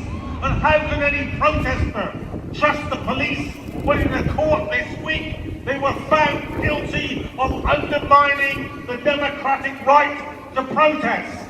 This is a broken police system, a failed police system, a system that needs to be overhauled from top to bottom. We have a crisis in the NHS on an unparalleled level. So how are we going to deal with these things? Each of them, any of them, is a huge crisis in itself. The truth of the matter is, we have to respond not with less protest, not with bans on protest. We have to protest on a scale greater than we have ever done before. The trade unions need to step forward and say it isn't just HGV drivers that need training and massive wage hikes. We all need better jobs and a massive wage hike. We need to defend the NHS more than we've ever done before. The unions, the women's movement, the black communities, the travellers, every section of this society needs to band together and fight for each other. Because in every section of that society, we want to see people standing up and fighting. Yes, of course, we want to see trade unionists standing up and fighting for jobs and wages. But that's self-defense. The self-defense is good. We want to see more people defending themselves. We want to see more black people fighting against racism, more women fighting against sexism. But I tell you what we need to fight to bring down this system, and that's everybody acting in solidarity with anyone in struggle, no matter what the issue. We want white people fighting racism. We want people who aren't in trade unions joining trade unions. We want people who've never met a traveller defending travellers. That's the kind of movement that we need. A movement based not on self-defense, but on solidarity and self-defense. That's the kind of movement that we need, and we're in a strong position. What COVID proved, and it proved it to millions of people in this society, is this.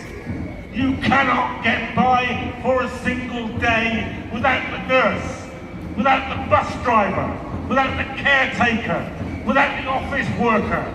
You can't get this society to live for a single day without working people.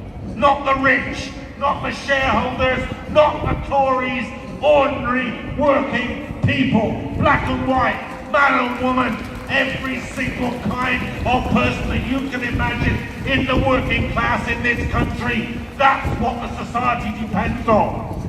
So we need to band together. That's what we've done in the People's Assembly. This is a movement of movements. If you're fighting back, no matter what the issue, you're welcome here. We want to amplify your voice. We want to help you to organise. We want to give you a platform, because together we can bring those bastards down.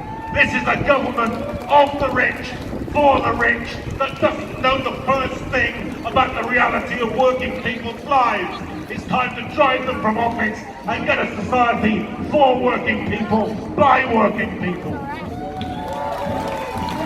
Thanks so much, John. Okay, I'm really pleased to introduce Nathan Ashram on behalf of Stand Up to Racism. Over to you, Nathan.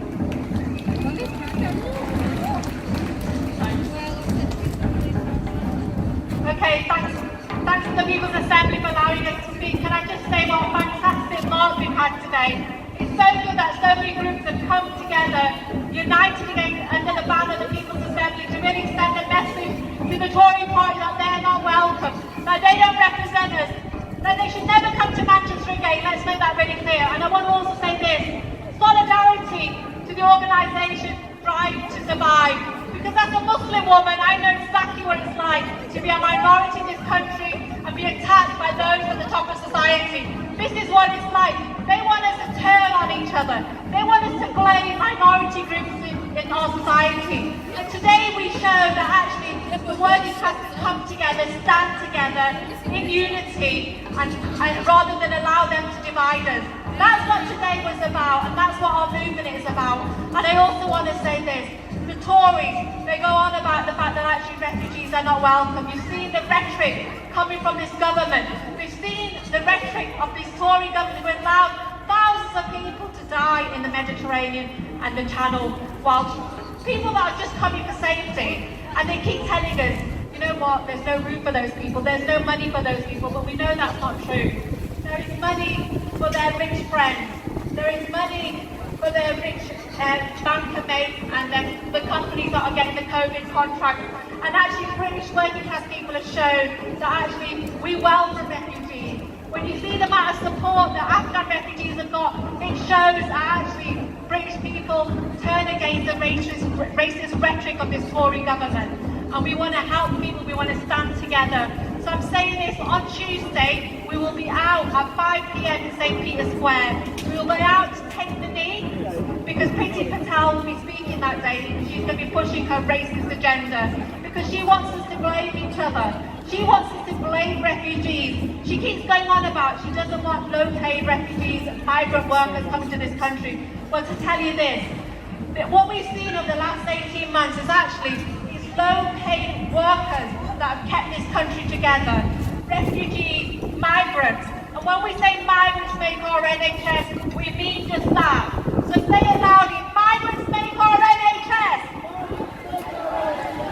And we know that because if you look at all the people that have died, the people in the NHS that have died, the health workers, the majority of those were black, the majority of those were migrant workers.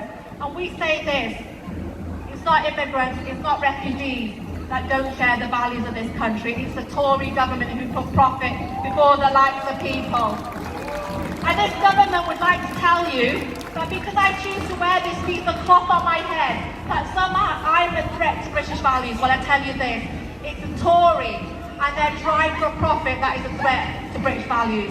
Because their British values about profit is not our British values. And so we need to continue to fight, because we know they're going to use racism. They're going to continue to use racism because they want us to pay for their profit. And we need to stand together, we need to build a mass movement. We need to make sure that we push back the racists and we push back this Tory government. Thank you very much. Thank you very much, David. And our final speaker this afternoon, comrades, is Judy Pascal from COP26 Coalition. Judy, we're really pleased to have you along, and thank you for participating. Hi everyone, we've been marching about all the harms that Boris Johnson is doing to disrupt and destroy our society and to increase inequality. Well, I would say the greatest harm of all that he is going to be doing this year is going to the United Nations Climate Conference in Glasgow. He's going to be lording it over the conference, and he's going to be telling everyone that he has real solutions for climate, that we needn't worry about that anymore. But of course, that's all nonsense. It's pure hypocrisy. It's pure hypocrisy. What he's doing is he's saying we can do things like carbon offsets and carbon capture and storage, which doesn't even work, and we can go for other phony solutions, which mean that his friends, the capitalists, can carry on making profits. We need to keep 90% of fossil fuel reserves in the ground. Nothing else will stop this crisis from escalating. And so we have to fight for that, and we have to fight for climate justice, for a just transition which provides millions of climate jobs so that people can help to create the new just society with the jobs that we need to decarbonise and make a better world for everyone. Who's going to fight for that? Not our government, not any government in the world we can rely on, only ourselves. And we ourselves need to be out in the streets again, and I'm here to invite you to come to the demonstration on the 6th of November, that's a Saturday, in 5 weeks' time, and to tell the conference that the kind of solutions they're planning across the world are totally inadequate, not only for people in the global south whose countries are literally beginning to sink, but for all working people. We are going to suffer before the rich who can fly away in their private jets. And so we want you all to be there, and we ask you to come not just as individuals and with your families and workmates and friends. We want you to come as groups. We want to create, for example, on the climate demo, we want to create a trade union bloc. And so we ask the trade unionists who are here today, and many more perhaps who are just here as individuals, to bring their group of workmates, to bring their trade union banners and join us on the 6th of November.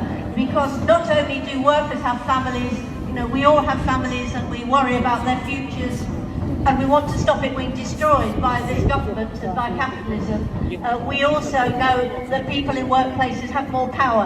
And if we can use that power, you know, through striking and through making our voices heard to protest for much more radical action and much more immediate action on the climate crisis, then that's what we need to do. So I hope we're going to see you there. I've got more leaflets about it. Please come and get some from me before you go if you need them. Thank you. Hope to see you on the 6th of November.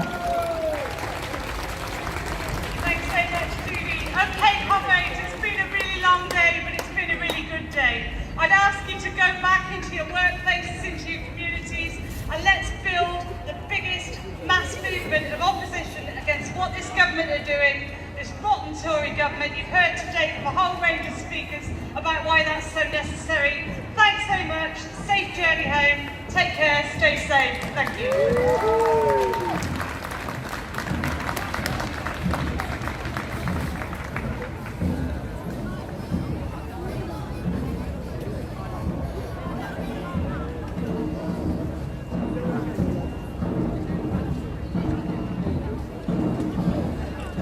Okay, we're going to go check out St. Peter's Square, see if there's anything happening there. If there's nothing happening there, I will be ending the stream then.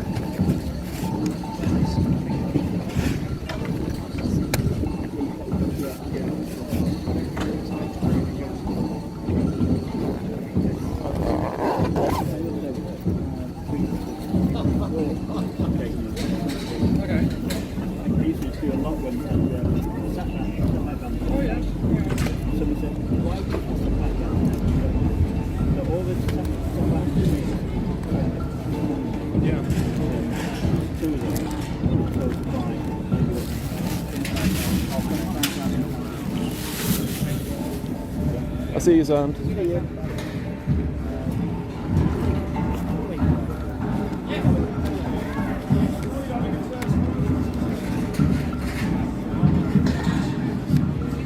Yeah, so if you're just joining now, the main protest just finished, so we're gonna go head over to St. Peter's Square and see if anything's happening there. And then probably end the live stream then.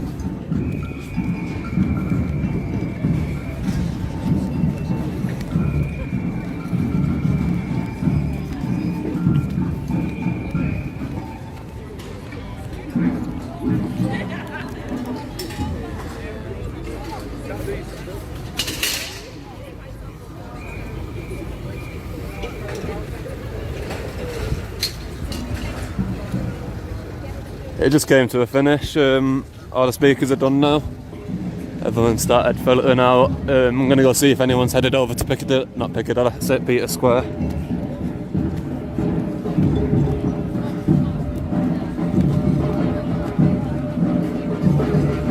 None that I seen.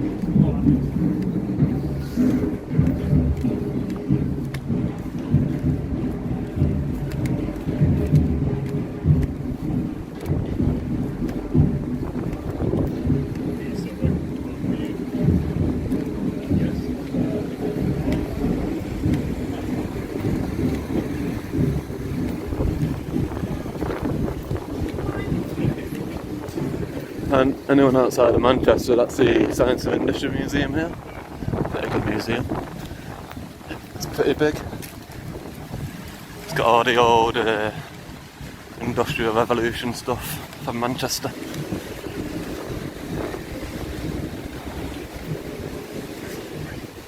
It's got distracted there with some police.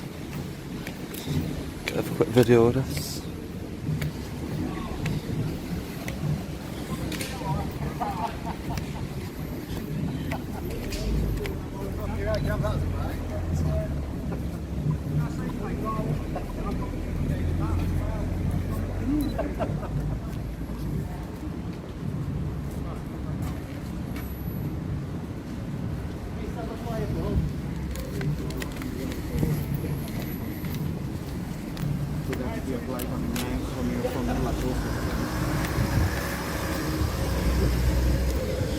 Must be where they're having a debriefing after the protest.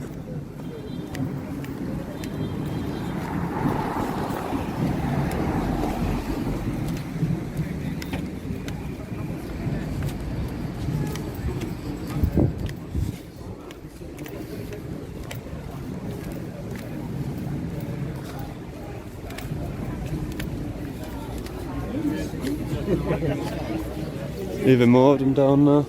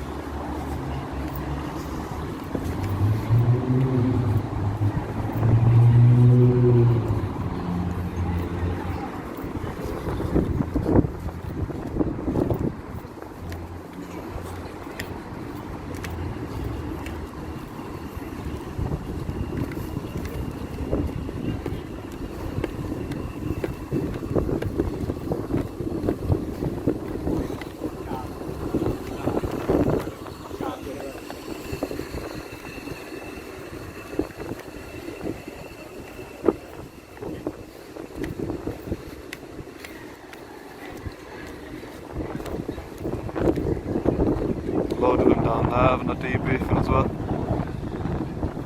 Just past the ambulance, there's about 20 officers.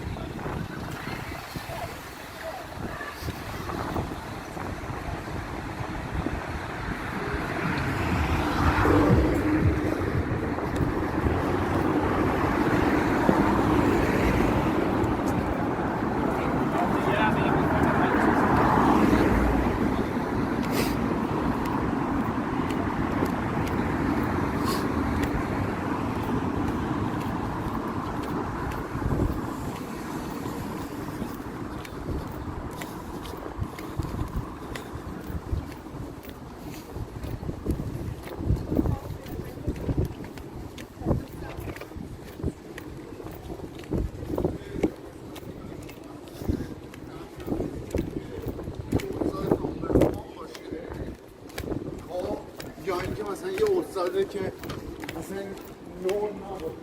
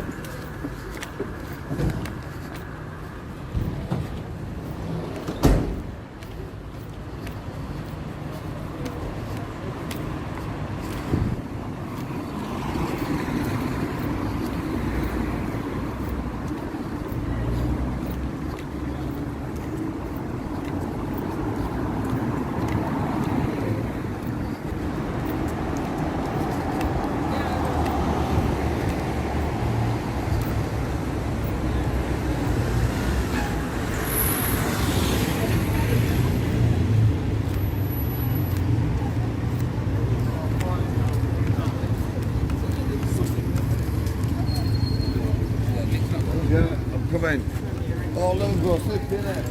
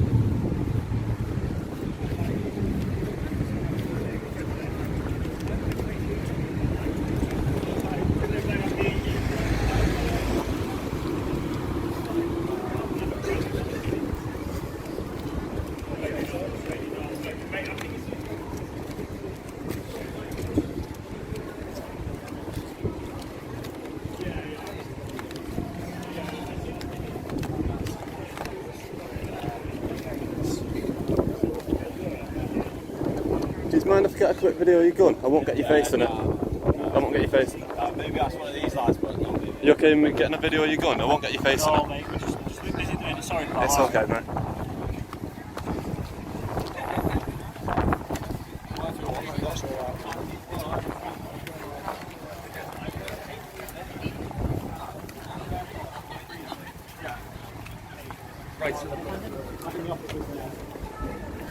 Don't know if I managed to get it on stream then, but loads of armed police.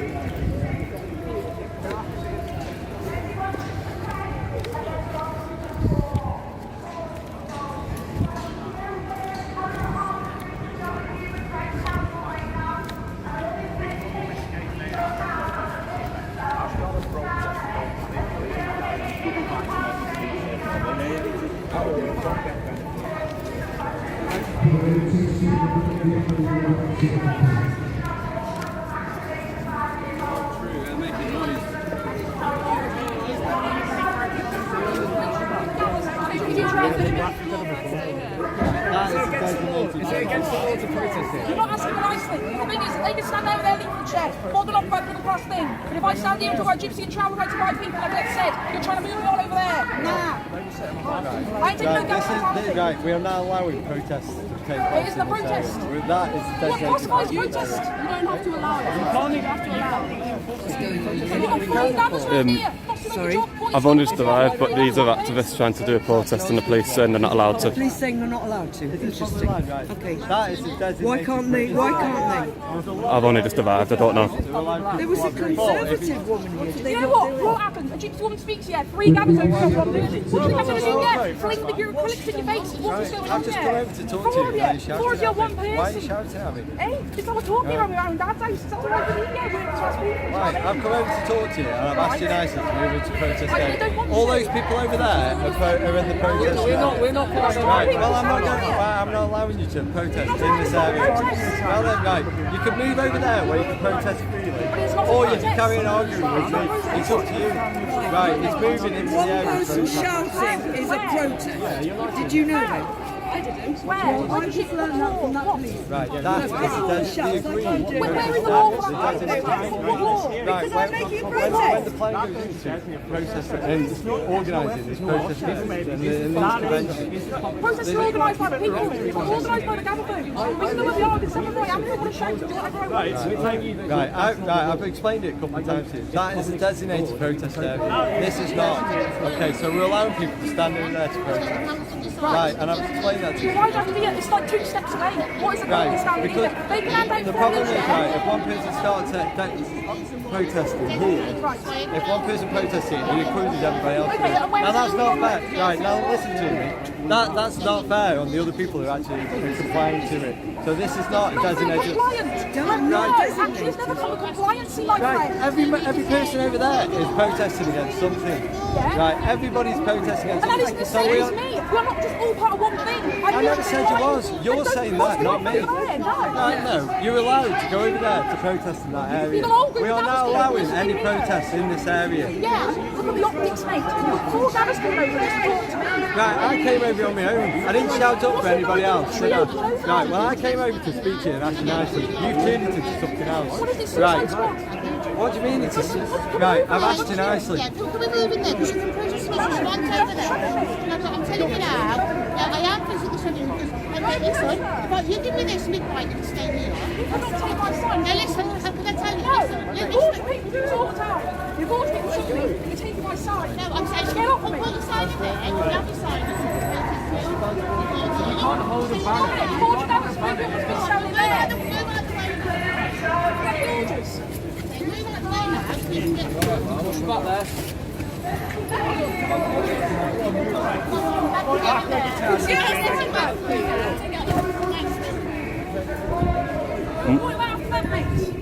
Always the same things.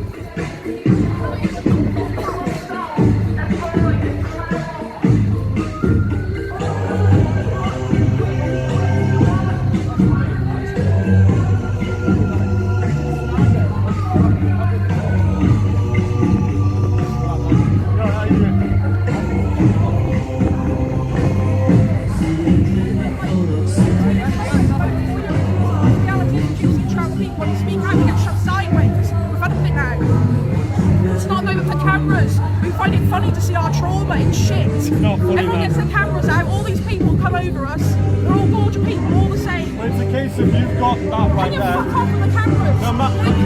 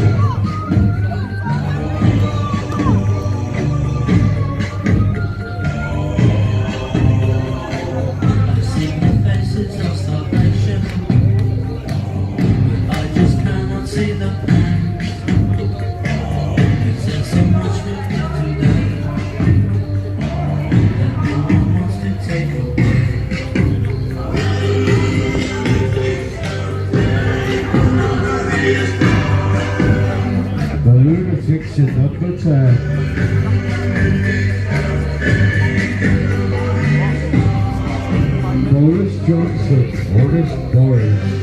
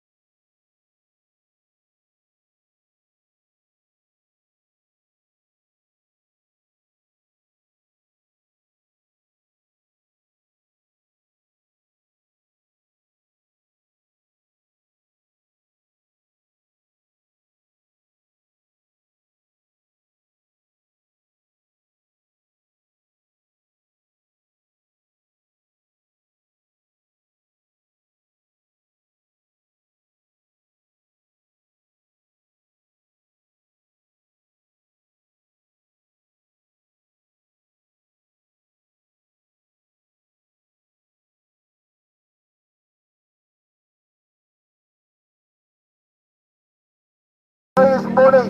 That's why you're here.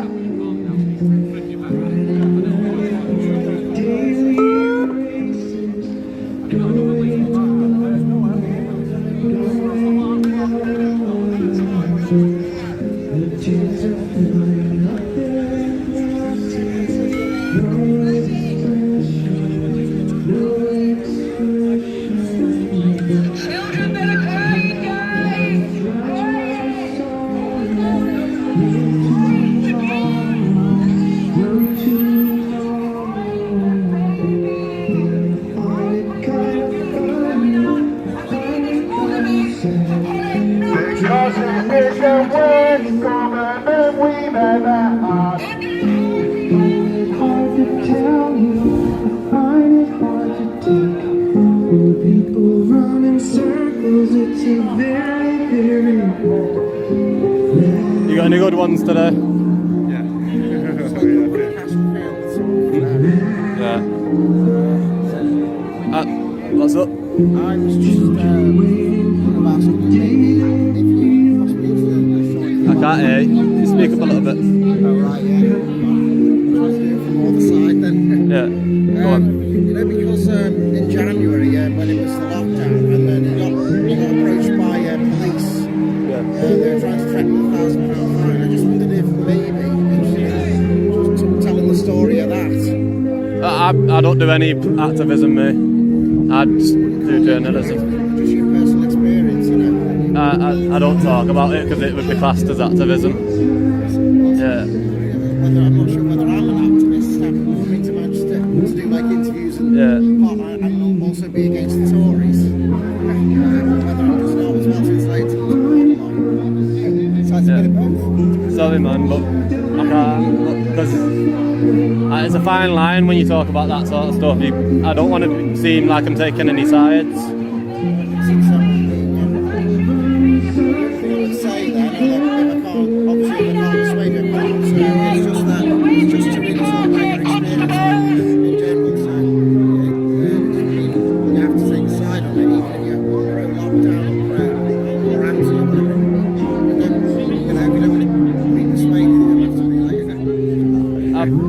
I'm just scared of how people interpret it. Like, that's why I don't really do interviews. Yeah, like, I just keep. I'm here to report on other people. I'm not here to give my thoughts. What they were trying to do to you was they were trying to stop you just being there because of the obviously rules of lockdown. Boris Johnson, honest Boris. He wouldn't lie to you now, would he? Not the man sacked twice for lying. Lied to his party about having an affair. Lies day in, day out at the dispatch box.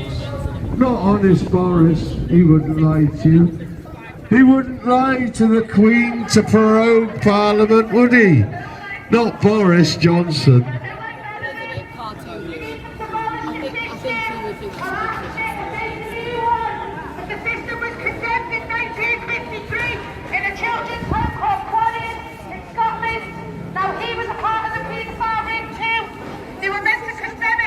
They walk amongst us.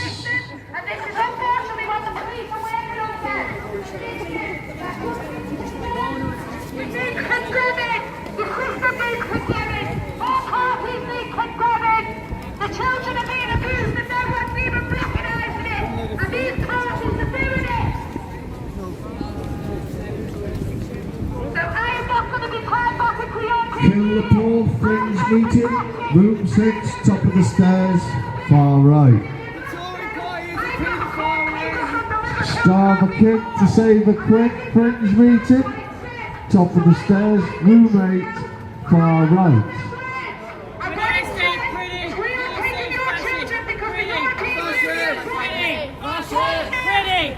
Oh my God, the European Union have taken our children!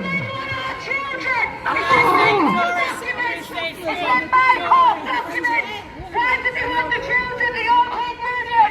You can't stand there, claim for something that's held by paedophiles.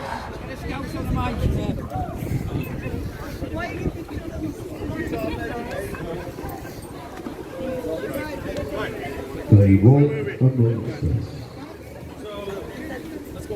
Racial profiling,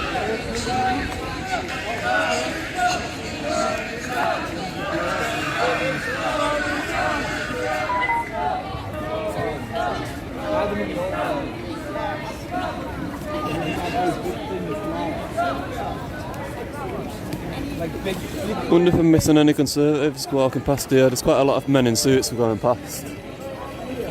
I'm not good with faces though. If I do spot anyone though that I recognise, I'll try and get an interview.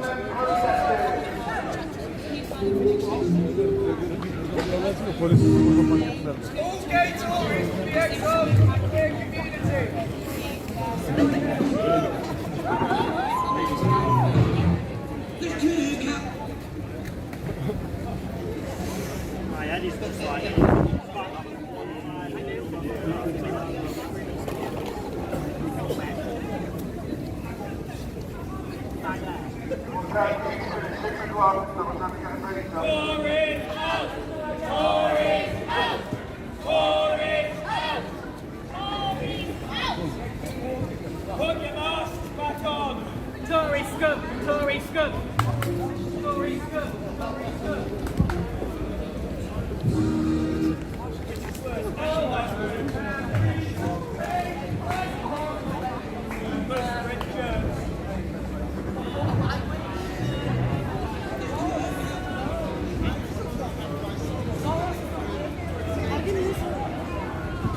Where's John Soros? We're not waiting.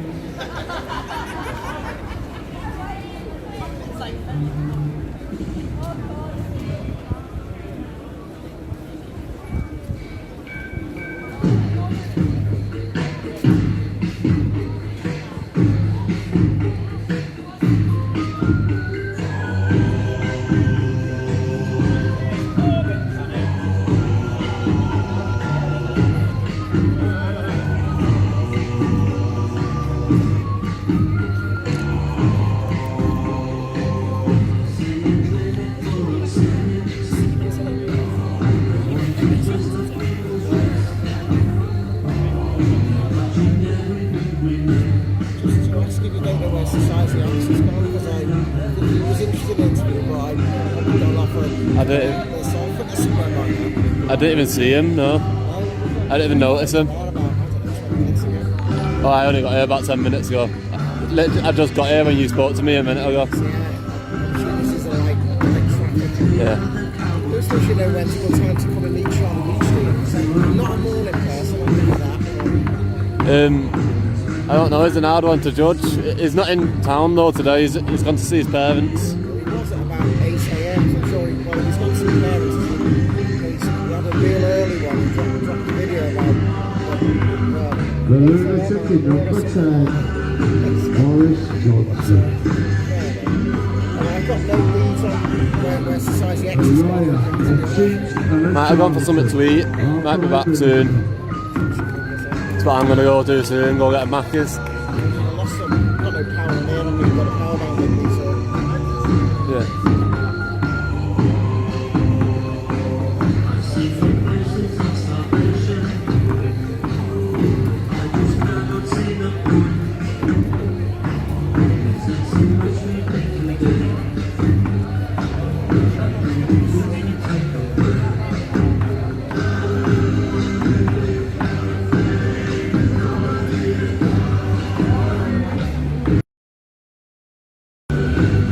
I need to mute because this is more copyrighted music and I've just got up a ban for copyright, so I'm going to mute again.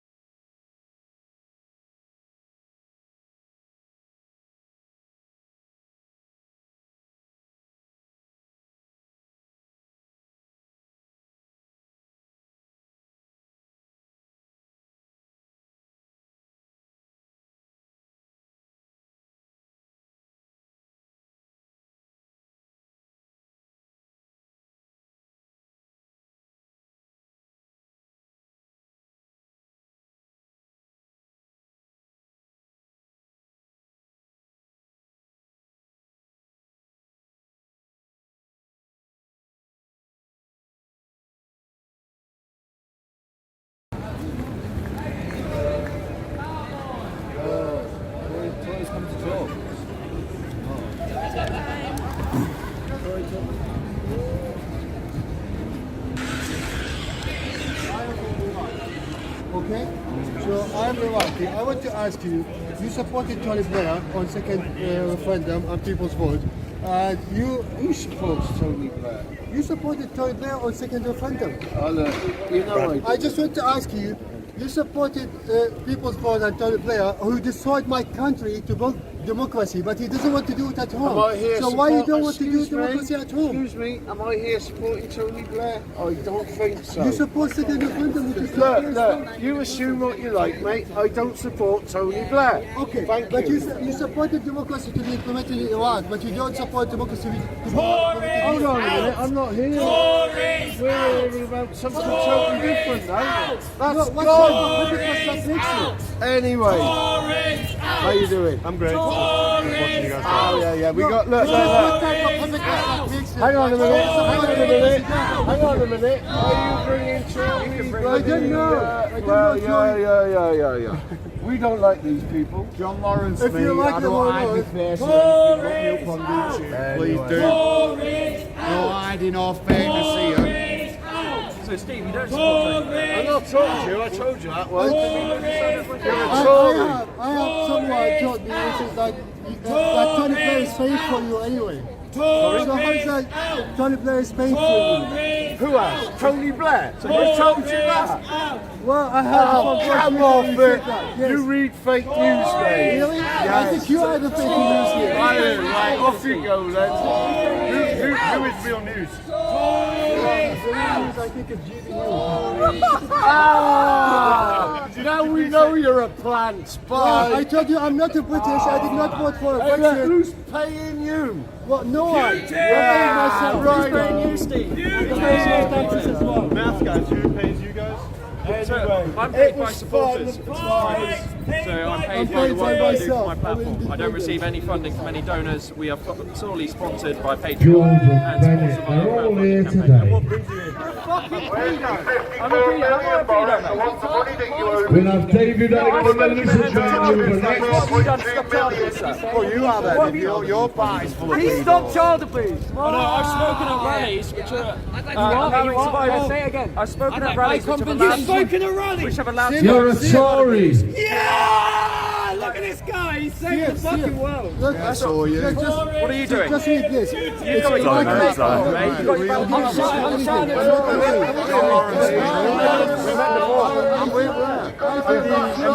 Ah, right, yeah. Oh, yeah, I remember. I didn't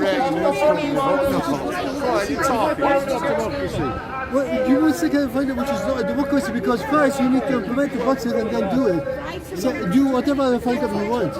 You said I support Tony Blair. Yes. Well, I don't. No, you did. You're spreading fake news. No, so let's not just nail on the head. Show me the evidence that I support Tony Blair. In 2019, on Sky News, with Sam Cohen, you supported People's Vote of Tony Blair as well. I support People's Vote for the European Union. Doesn't mean I support Tony Blair. It's like saying, on the Telegraph they said that you take money from Tony Blair, so you are part of his group, or you are part of his campaign. You like GB News, you said, yes? Yes. That says it all. Hey, he's Turning Point. This guy's Turning Point. Hey, I own Turning Point. He owns Turning Point. What a cunt! He got me arrested. I went about the child abuse and he got me arrested. I was held 11 hours in the cell. I had all my human rights violations. I think someone got arrested this so I'm going through like a really big, like massive story. I've been shouting my mouth off outside here in front of all the business. I think Boris is getting sick of me because he told me to burn the parliamentary office and get in touch with the MP, and that's when I got arrested. Because he's bailed me and now I'm on bail. Yeah, he's in favour of investigation. No, 100% we are too. So we're trying to get a petition done at the moment. He's trying to get a petition done? Which is aiming to increase Are you in the fucking government? No. But we're trying to get to increase sentences for all child offenders. Yes, because that's going to if I was in prison for at least 25 years, the cases of child abuse are going to go down. We need to I like you. Kill the Paul Fringe meeting, top of the right, room 6, far right, top of the stairs. And the Starbuck Kid to Save a Quick Fringe meeting, top of the stairs, room 8, far right. I'm Marie Waters and you are the two people to only come down and had a full-blown conversation with you where I can stand there and I can tell you like what's going on, and you've actually got, you know, the heart and the soul. Like they haven't got in there, but the heart and soul to stand there. Oh, trust, he ain't got a heart or a soul. My children's abused. You know, I'd say if the people who are paedophiles inside that, you know, they're not human because they can't be human. They haven't got hearts and they haven't got souls. Do you know what I mean? The souls are Mate, gone. do you know Turning Point? The organisation is very fucked up. Why? Very fucked up. So's your organisation, whatever that is. Organisation on par. Stay of it, you know what I mean? Why are you hiding your face and all that? You're okay, the police have facial recognition. And so what? So what? So I don't want them to know. Yeah, why do you lie and cheat or you do crime? No, you don't. So why hide your face? Because I don't want the police to know my identity. Oh. Why don't you want the police to know you're dead? I put my face out here because I'm confident in my views. Yeah, because you're a fucking Tory. Oh, because I'm a Tory. Yes, your views are your views are the ones that the police uphold. I will give. I don't really like Boris, but I will give him a little bit of credit where it's due because he has done a few things that he's right. Like what? I know. I think he might be working with President Trump. I might be wrong, and there might be a big plan to get rid of all these people. But I might be wrong. on that. Where did you find this information? Boris Johnson's a fucking... Can I just ask, where did you find I don't know. He's kicking back at like all kinds of things. Is it when they're trying to push through on something, he's putting a stall into it, which is stalling them. Which is that's what I'm seeing. Hey, he's got To kill the poor fringe meeting, roommates top of the stairs, far right. Talk about something that matters. Excuse me, this is a democracy. On your bike. TKE, have you got a minute and do a...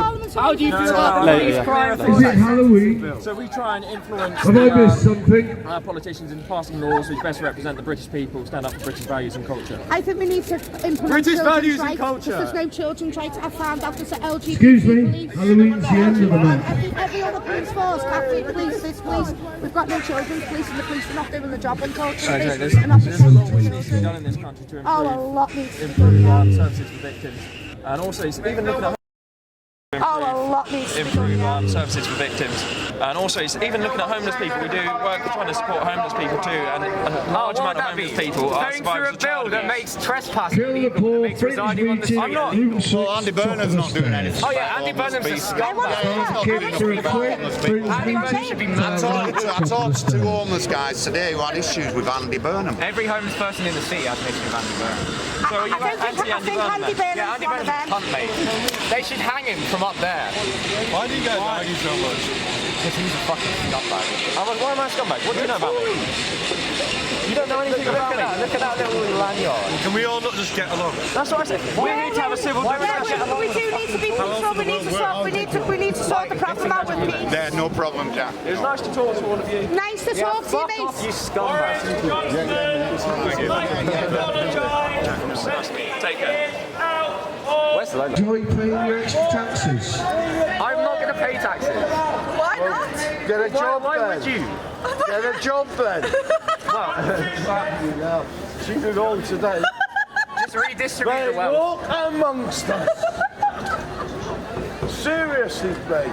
Mate, why don't you campaign for something that actually helps people? Sorry, look. Like anti-racism, something Look, like walking around like it's Halloween, what are you achieving? that. I'm concealing my identity, mate. Every fucking You're cop. concealing your identity. What from? The police. Because I was at a protest. Yeah, have you not heard of the spy cops thing? Do you not, like, why would you want to fuck with the police then? I don't want the police to know who I am. So I conceal my identity. If you don't want to know who you are, please know who you are. Why are you even here? Because Because I'm out protesting. Protesting what? The Tory party conference. So am I. Then why are you wearing that fucking ridiculous hat? Why are you dressed like it's Halloween? I just explained. I'm concealing my identity. Anyway, enough fun. Thank you very much. Mate, when the bill passes, they'll haul you in. And I won't even be mad. You fucking deserve it. These younger generation, Yeah. cameras and what? Yeah. Really have to do it anyway. Yeah. Ready? Stop me.